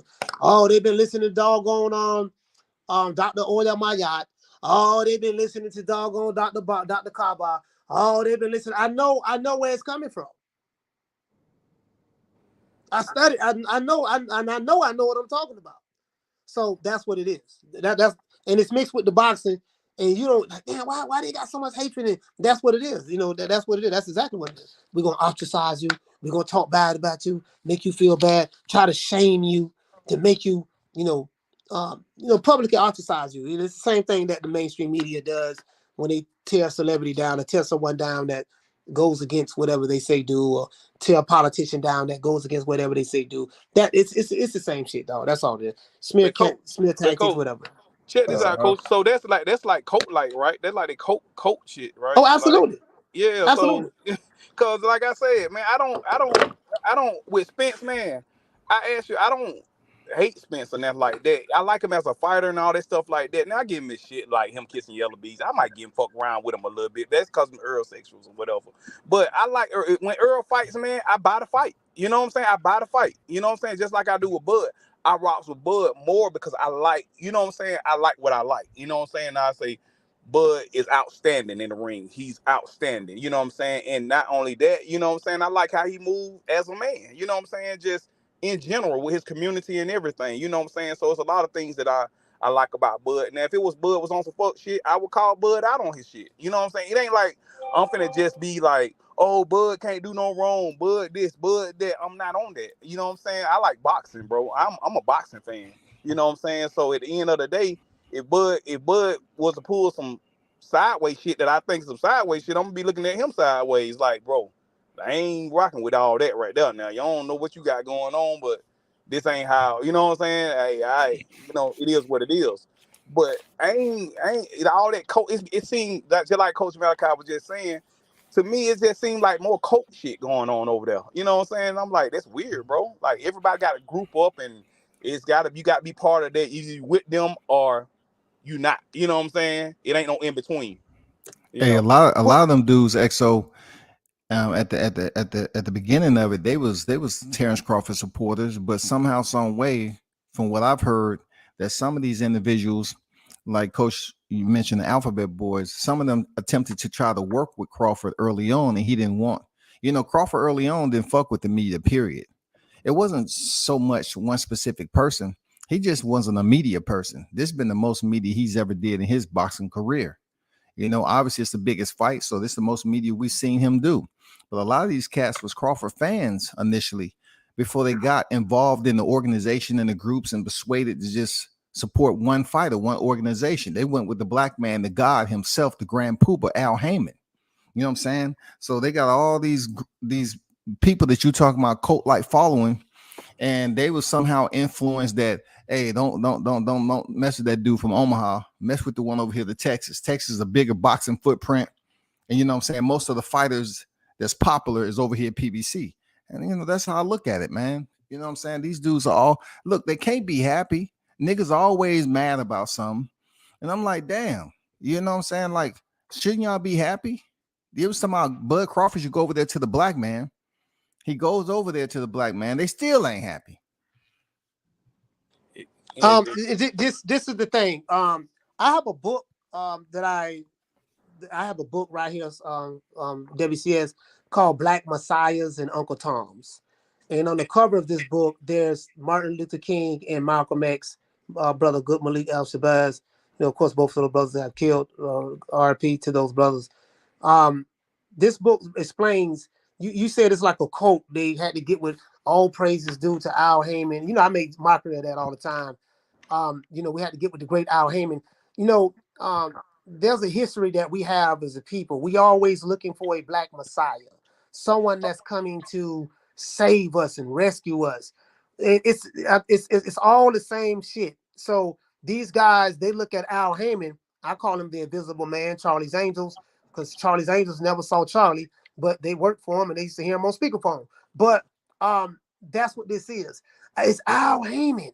They have like a messiah-like complex, like this the black man, and he's coming through and we successful, and we banging on the white man, and he's coming through, taking it to these white folks, and we putting on big fights without Whitey. Sir, you do know that Al Haymon is backed by white folks. You do know that money that he uses for his fights, the people who put the money up for the fights are the white folks. You do know that. So you can't have a pro-black movement in one breath in their minds with white dollars. It doesn't work that way. You get what I'm saying? So that's what's going on. They look at Al Haymon as the messiah because he's black, and we got to get behind that and bang on everything else while banging on people who look like us as well. You're so divisive. You're so divisive even within your group. We're not a monolithic group of people. We don't think all the same. The code ain't, we gotta think the same. Who determines who's supposed to think what? So if your group say this how it's supposed to be, and the other group who look like you don't agree with you, you're gonna ostracize them because they don't see it the way you see it. You don't split it up and divide it so much stuff. And you have people on here, niggas on here, their whole job and mission is to be toxic. It is what it is. Like the stuff that they call me coon, Uncle Tom sellout, which they don't even know who the real Uncle Tom is. But dude, you are literally what you say that I am. If you really understood the definition, that's literally you. You dysfunctional. Everything you do is at the destruction of those who look like you, who don't agree with you. Big fact. You are really you the real sellout, whether you knew that or not. And that's why I laugh at it. But it's a good book, man. Black Messiahs and Uncle Toms. You guys will like it, man. It's by Wilson Jeremiah Moses. You'll like it, man. It explains a lot of stuff. We always had a Messiah God-like complex, waiting for someone to come save us. And in this case, in boxing, with the nigger community, not the black community, the nigger community, it's Al Haymon. He's the one. That's their Messiah, and we got to get behind that. And if you ain't with the PBC, the place to be, Young MC, you know what I mean? We banging on everything else. and you niggas want to be game bangers, revolutionaries, motivational speakers. Like, bro, like y'all, they just so all over the place, and it's like gumbo. You throw it all together, mix it up, and whatever we come out with, that's what it is. It's just just a bunch of chaos, and that's what I attack. But that's what's going on. I'm telling you, that's what's going on. I got a question for y'all. Do you think that? I mean to cut you. Oh no! I'm just telling Coach. I'm gonna check that book out. I'm gonna check that book out. Oh, go ahead, Jermall. I was gonna say, do y'all think that the Alphabet Boys huddled up already on what to say or what video to put out after they got get crushed, beat the hell up? Hey, OGWCM might answer that one better. Please repeat that again, there, Neezy, please. I said, do y'all think that all the Alphabet Boys huddled up already? So what video to put out on July 30th after they boy get crushed up, beat the hell up? Well, to separate that into two parts. Yes, they stay huddled up, breathing on one another and understanding, that's what they want to be in life. They love the bromance. You can understand that shit right there. They love each other when it comes to that. You know what I'm saying? Their leader, 78, said he want to see Bud stripped down to the butt naked. You know what I'm saying? Without the pause, right? Yeah, without the pause. That's what his vision is. You know what I'm saying? But I don't really give a damn what they got planned for July 29th. I mean, you know why? Because they ain't really talking now. Like, do y'all just hate Crawford because he didn't want to work with y'all back in the day? So y'all just put the hit out on him and say, we ain't fucking with him, we fucking with Spence. Do y'all really like Spence? I don't know if these niggas really like Spence though. The OG, Spence wasn't interviewing with folks like they talk about, but the narrative they put out on Crawford is he don't interview with black people. That's what they were saying. He don't interview with black people. Like, I was like, what the fuck? That's what I heard. That was the narrative that I heard that came out on their side. He don't interview with black people. Listen, bro, I put it to you this way, like. We always have gripes and complaints with one another. We're an aggressive type of people. We're aggressive type of group of people. We always gonna be that way. But like I tell people, I spoke with Crawford. I asked Crawford numerous of times of seeing him in public for an interview, and he brushed me off. But when he gave me the interview, he gave me an interview with just myself, with all the other media waiting around. He didn't even make it a media scrum. He said, "No, I'm just interviewing with him right here. This guy right here. All y'all just sit back there." And he said, "Okay, cool." And he gave me an interview. So I can't relate to what the fuck they talking about. If they want him to come in on their channels, okay, that's a different story. But I interviewed him when he was at the fight. And he caught me off guard because I was so used to him telling me no. I thought he was gonna tell me no again. You know what I'm saying? When he said yeah, I was like, okay. Let me get this interview. I wasn't even really on my shit. But yeah, man, that's from what I heard with them. They got mad. Somebody got mad in the group that they tried to work with Crawford back in the day when he wasn't as big as he is in the welterweight division, and he didn't want nothing to do with it. But that's Crawford, man. For real. I'm just trying to think of a time, OG, when Earl sat down and gave them an interview. Like, I'm confused because I don't see nothing where Earl is giving out interviews and shit to them like that. Like, he ain't. You ain't wrong. He's not giving out interviews. Okay. You're not wrong. I mean, the most we've seen him really talk is right now. We seen him do, the pressers, right? We seen him do the pressers, and we seen him go to the same places damn near that Crawford went to. He went to what, $1 million worth of game, ESPN First Take. Did he go to the Breakfast Club?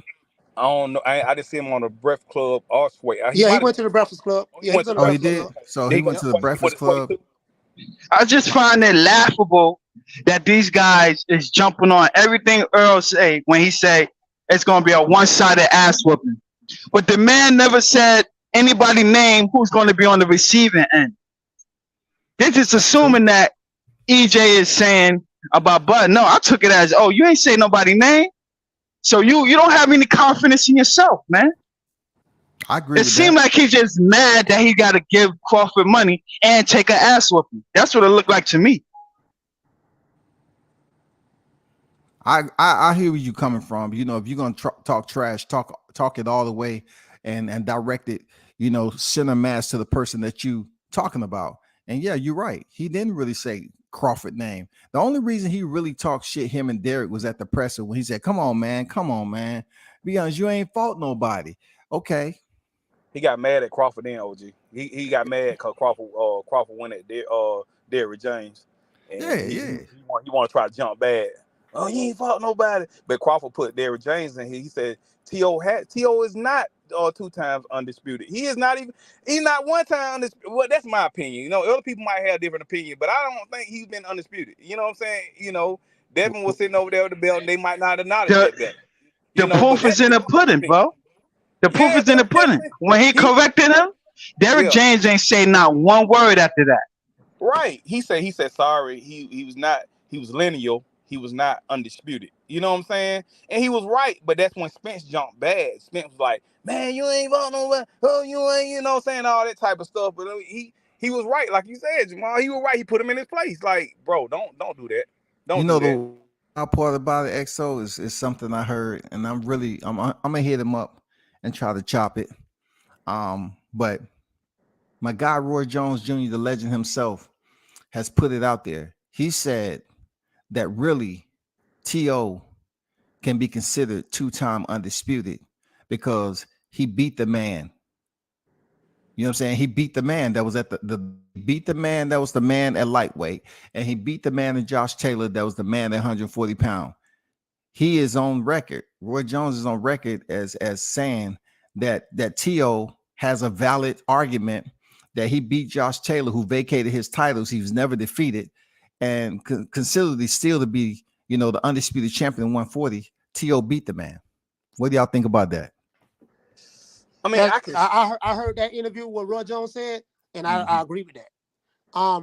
Now I don't consider Teofimo Lopez being 2-time undisputed or even 1-time undisputed, but I do get what he's saying. I remember when I interviewed Timothy Bradley, because Timothy Bradley agreed with me. I say, man, I explained the situation, broke it down.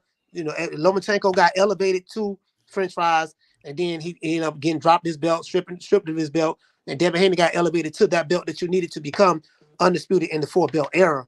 This French fries belt was a special designation belt. And I say, am I wrong about that or am I right? Timothy Bradley said, you're right. He said, no, you're not wrong. You're right about that. He said, but technically, T.O. was undisputed at 135. Now 140, no. But did T.O. beat Lomachenko? Yes, he did. Mm-hmm. Did he beat Josh Taylor, the guy who had all of the belts? Yes, he did. So what I get what Roy's saying. He beat the men. He beat the top men in those divisions. So by him doing that, by default, you can't say he is undisputed and he could be considered as that. So yeah, I get that. I do get that. If you word it that way, I get that. Can I word this to you? Can I present this to you, Coach? So the wins are different in my vision. Because 140, Josh Taylor was actually undisputed, but T.O. fought Lomachenko, who was just high on the pound for pound list and unified at lightweight. So I've been keeping the same energy about T.O. and the franchise belt, but everybody else hasn't, so to speak, because it includes the franchise belt. And the franchise belt, they picked and choose on when they want to call him undisputed. You know what I'm saying? When they announced him, you know, undisputed, I guess in one of those fights, 2 of those fights at 140, they said former undisputed 135.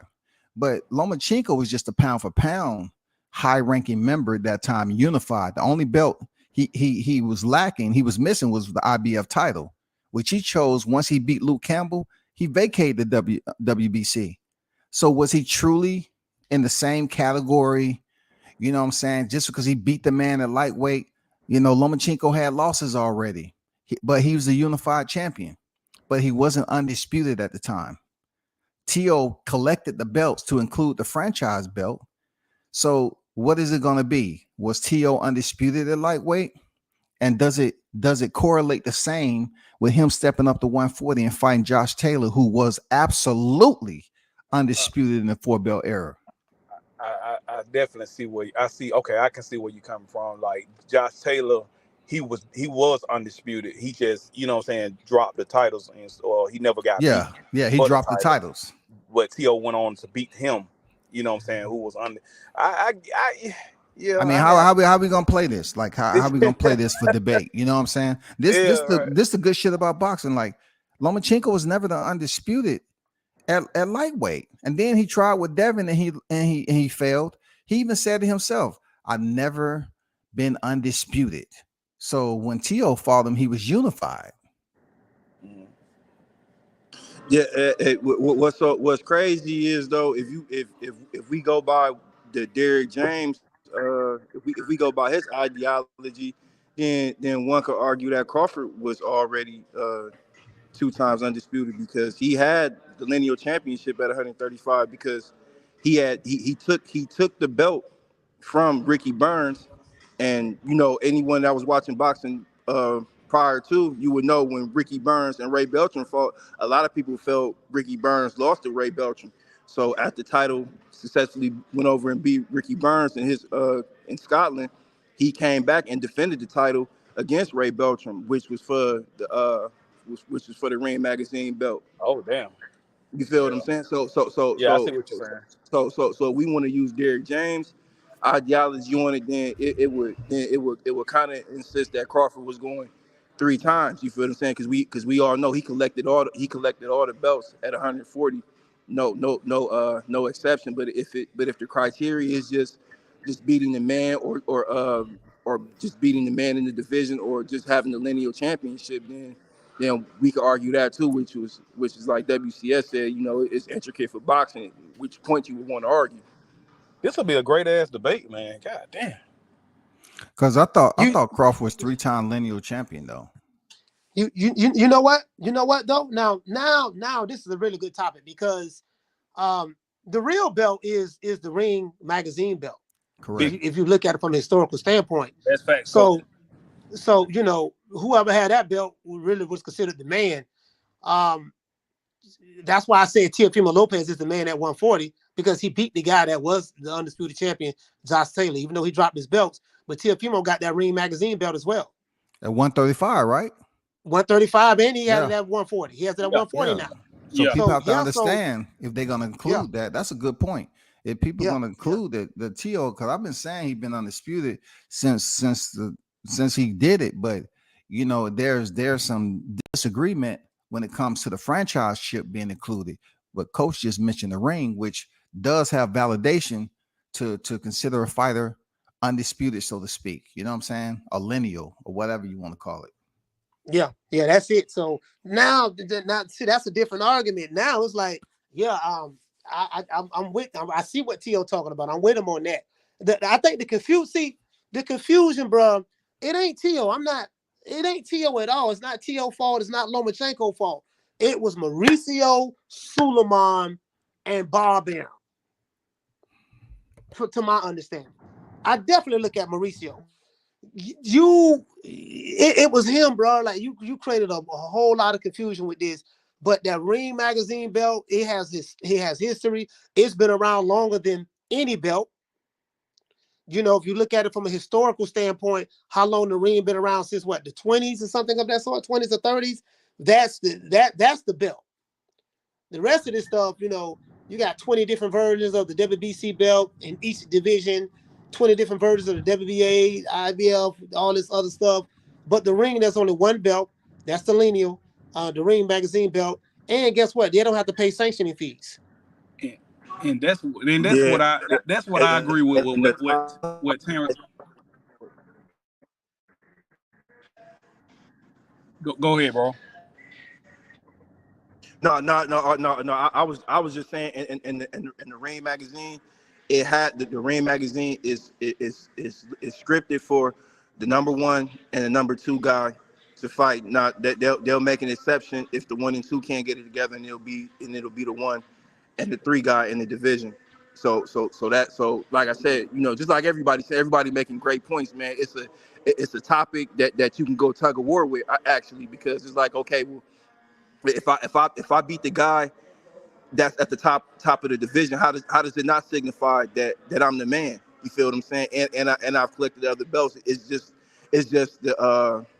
with when the WBC implemented the franchise belt and then took it away. It's like It's like does it have the historical bearing to hold that undisputed attachment to it? And that's why, like Terrence Crawford was saying, it's too many fucking belts, man. Like, and Earl Spence made a thing. It's like, man, we got to pay sanction fees on these damn belts and stuff. Where that money is going at, bro? Like, that's why motherfuckers to get undisputed, they drop those titles because you got to pay the sanction fees. Then you got to defend. You got to defend against the mandatories and all that stuff. It's a lot come with them. That's why the thing is to get undisputed, but shit, drop that shit when you get it. You know what I'm saying? Like, because you got to pay sanctioning fees on all those titles. You know what I'm saying? So it's just crazy.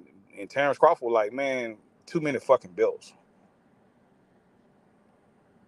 Hey, that's what you wanted. Don't complain about the 3% now, because when you mention the easy route consists of 3 sanctioning bodies, right? Because you have a declaration to become undisputed. So don't complain now that you got to pay the sanctioning fees on those belts. No, stay on point, man. Stay on your quest to be undisputed, and understand with the heavy lifting, as your people call it, you was going to pick up 3 straps total before you get to that WBO. I would have believed when EJ said it out his stupid mouth, he's going the easy route to fight Porter, right? I would have believed there was a business move, but he knock him out. Hey, Jermall. When he knock him out, then it told me that you was running away from the real problems. Mm-hmm. So when they try to like come up with a video with Bomac saying, yeah, we had to go the easier route to fight Jeff Horn, they try to equate that. No, it's not the same, because you clowns at 147 did not want to fight Bud without him having a title already. So he didn't want to fight Porter because that's his friend. Keith Thurman and Earl Spence, they staple mates saying the same shit. Go get a belt. All right, he went and got that. It's a business move because Bud Crawford did it. No. Your guy said he going the easy route because he going to knock somebody out. Jermall. So which means, go ahead, bro. Check this out, bro. Look back, man. I got a video saying the same thing, bro. I said they want to sit here and say, oh, y'all know what he meant when he said easy route. Y'all know he was talking about because it's easier to make the fights on his side. I said, bro, go back and look at what that man said. He said, go the easy route and knock Sean Porter out. Why won't I go the easy route and knock him out? He added that. I said that shit in my video. I said he added that. Let's look at that. It's a difference. Yeah, you know what I'm saying? He could have said, I'm going to go the easy route because the fights on my side is easier to make than... I would have believed that. But that business move bullshit. Yeah, I would have believed that. When he added knockout... Sean Porter out, man. He said it, right? I'm like, whoa. So even at the presser, he was like, yeah. And look what I did to him. How I stopped him. What did you do? He didn't want to acknowledge the fucking reality, and his fans don't want to acknowledge it. They know it's not the same. They know they guy ran and went to this quote unquote business route, and it's not working, man. Now you met your end. You're at the end, and this is what they all are said about. This is why they're talking about the past. They're not happy about the fight. They're not giving actual breakdowns. When did any of these EJ channels say anything about, oh, he gonna break Bud until EJ started saying, I'm gonna break him? Like, they don't got their own fucking breakdowns. Nothing. Right. Hey, check this out. Hey, OGWCS, I appreciate you having me on, bro. I gotta get back. Appreciate you having me on. Thank you, man. I enjoyed chopping up with everybody, man. Coach, appreciate you, man. Jermall, you know what I'm saying? Green, everybody, man. Y'all hit that like button, man, and sub up, man. I'm gonna holler at y'all, fellas, man. Y'all have a good one, okay? Yeah, you too, bro. Have a great weekend. Okay, you too. Yes, sir. Hey, WCS, I'm out of here too, man. I gotta get ready to go to the gym, man. Get my swole on. You know, it is what it is, man. Finna burn one right quick. I gotta get my head right first. Gotta burn one. Pause. I gotta say pause. I'm finna get my head right. Burn me one right quick. Then I'm gonna go to the gym. You know, get my swole on. look at a couple of honey dips, and then I'll be back. So I'll see y'all later. All right. Have a good one, man. bro. Salute, man. Salute, Yo, man. Hey, do that Derrick James workout, man. Hey, Derrick be killing me. Oh man, I don't know what y'all talking about, man. What y'all be talking about, man? Man, Crawford ain't fought nobody, man. Who he fought? He ain't fought nobody. Me, I ain't, I don't care about having 3 trainers. I'm like, bro, I call Derrick James mushmouth because I do not understand what the hell he be saying when he be talking.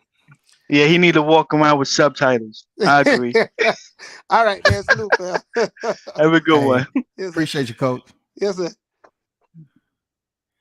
Yes, sir, bro. Yeah, I'm glad you got me on, man. I'm gonna let you keep cooking. I'm gonna listen in. No doubt, man. Always a pleasure having you pull up, Jermall. You know what I'm saying? You already know what it is, man. I saw you question me. You was like, yo, Spence wear heels. Turn your camera on. Oh, I forgot. You come in with different titles or whatever. Yeah.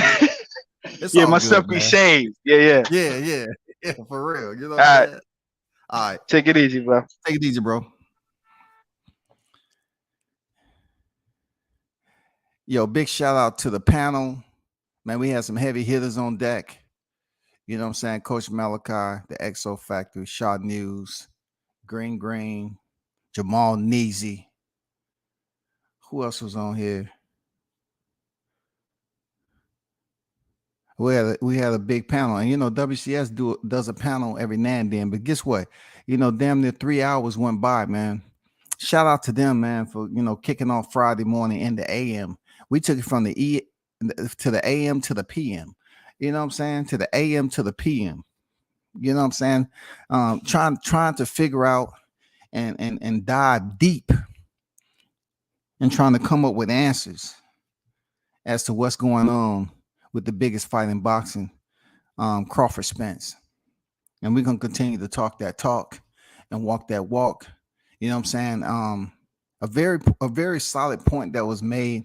The question was proposed that if there was to be a time that Errol Spence pick up all 4 belts, would he be considered a Hall of Famer? Being that with the collection of belts that he has, undisputed, and to be the first, as far as, in the welterweight at this point, with the 4-belt era and everything, would that be enough?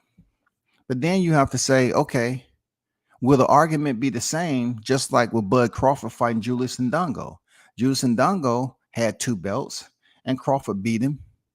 So not only did he become undisputed at 140, but he moved up to 47 and picked up another belt. For Spence, he's only been champion at a single division. Is him becoming undisputed enough to have him as a first ballot? A first ballot. The question wasn't proposed just to get him in the Hall of Fame. Would he be a first ballot? You know what I'm saying? And that's, for those of you that love debating, that would be a good topic of debate. But you probably won't do it only because of WCS. It was said on his panel by, those content creators that was on the panel recently. I forgot exactly. I think Neasy proposed that question. Does it make Errol Spence a first ballot Hall of Famer if he was to collect all the belts? Being that, Terrence Crawford has been said he ain't fought nobody and all that. So would he get full credit for beating Terrence Crawford? You bet you bet your dollar he is. You bet your damn dollar he is. That's just one of these this is one of these moments of ignorance when it comes to boxing. Because some fighters, they can get the cosign with no problem from these boxing fans. They get the cosign, everything is good. The cosign is there, y'all. The cosign is there. They really don't have to do much to get the cosign. I like him. He for real. He the next best. This, that, and the other. And then you have some fighters like Crawford. For whatever reason, the fan base seems to be, against them or put up resistance. Can go out here and collect multiple championships. Give the fans what they want. Get the knockout. You know what I'm saying? Put divisions away. You know what I'm saying? Multi-division champions. Beating champions, beating Olympians. But yet people say, well, the praising value doesn't sit well with me. And just because you believe he's did something in his boxing career doesn't mean I think the same way. You know what I'm saying? Doesn't mean I think the same way. So when it comes down to this Undisputed, I'm going to be honest with you. Crawford already been there, done that. He's already been there, done that. When he fought Julius Ndongo, for those of you that know your alphabet and your number system, if you take the letter O and you take the number 0, that's what you seen on the right side of Julius Ndongo's box rec. Okay? It could be a O or a 0, however you want to put it. But if you get with every champion that Spence sitting up here, bragging about, they did not have that character. They did not have that character to the right. Neither one of them. They did not have that open character that you can see right through the center of that motherfucker and be like, God damn, okay. They did not have an O. Brooke didn't have it. A 1 is not an O, God damn it. Sean Porter didn't have it, and Ugas didn't have it.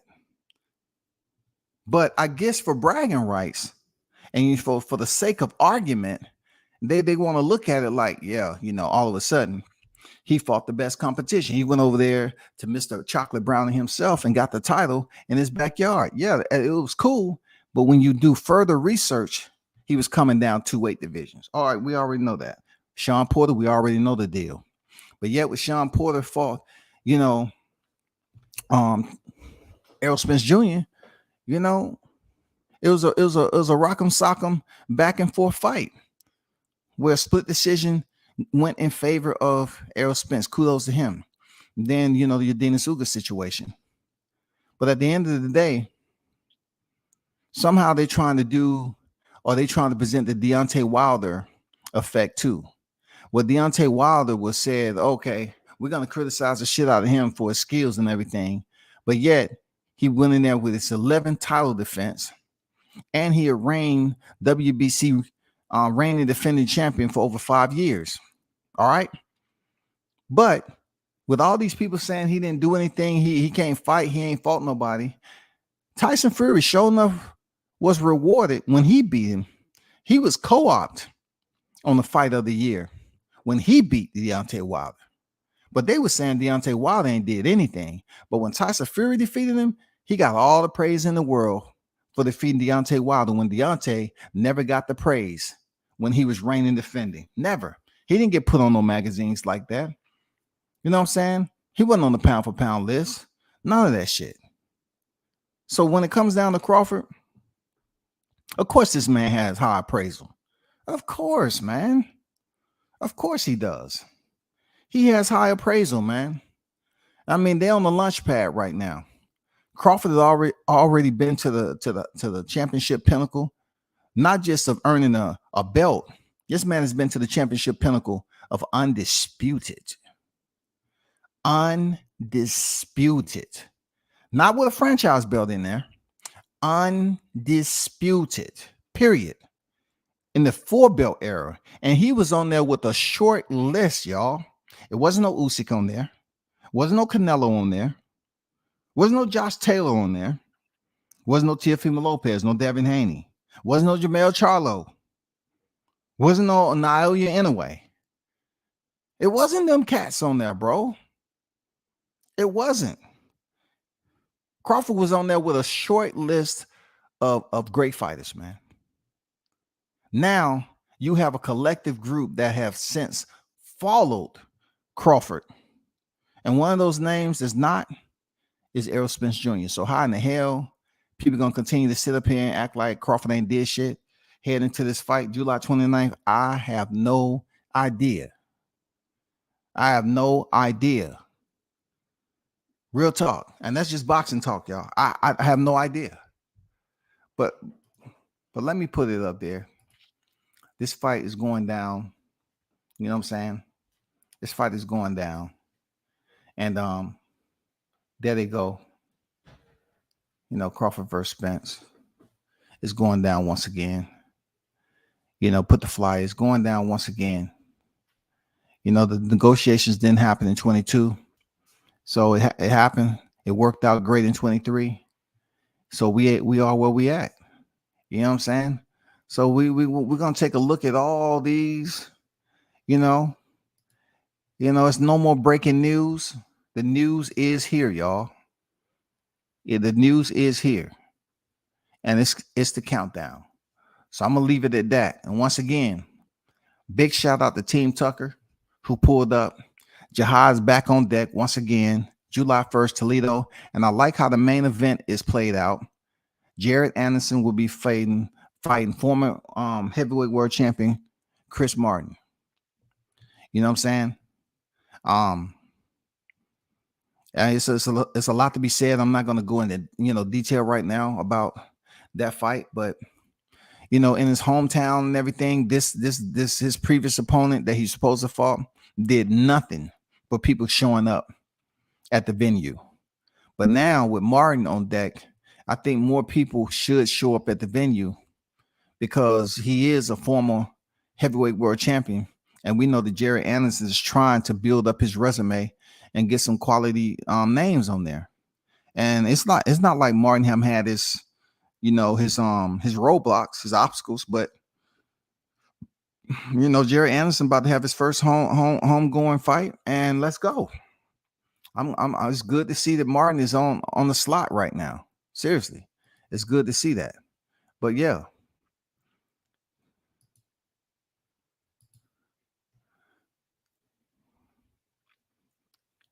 And Dongo went to Russia and took the belts from a Russian.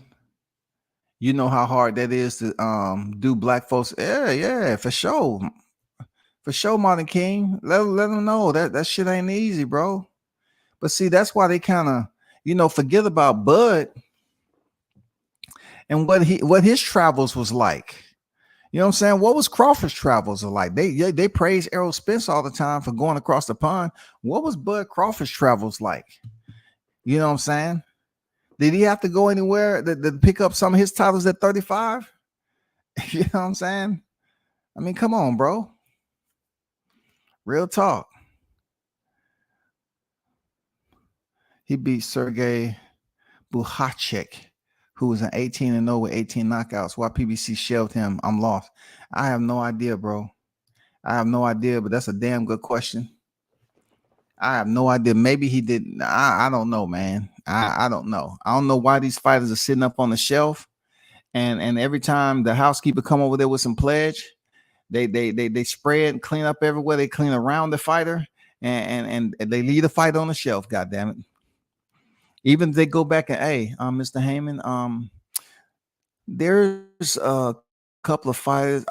Don't want to hear it. I know you're about to say, leave them up there. Okay, I just want to. Do you want me to give them some water? Nope. Leave them on the shelf. You don't need no water. They good. They'll survive. It ain't been that long. It's only been a year and a half. It ain't been that young. It ain't been that long. But man, shout out to the guy going, Jihad Tucker going there for his 11th professional fight. Yes, sir. Team Tucker representing once again. It should be another entertaining, showcase for him. One of the more talented rising sensations at 154 pounds. There's many that's over 154. Don't get it twisted. But I'm just talking about, he is one of those guys that's special in his own way. A lot of what he does in the ring, he don't fight the same fight twice. He has different styles, different type of rhythm. So I look forward to seeing him in there, on ESPN come July 1st. You feel me? So it's been 3, just a little bit over 3. Appreciate y'all. Enjoy your Friday, man. Thanks for the donations. Mr. Gumbo, a.k.a. Hot Grease, Mr. Sucker Free. Thanks for the donation. Juice Lee. Appreciate you for the donation. And Jermall Nazy on deck once again. Appreciate you for the donation. One love to y'all brothers. And anybody else that choose to donate, you already know. I'm out.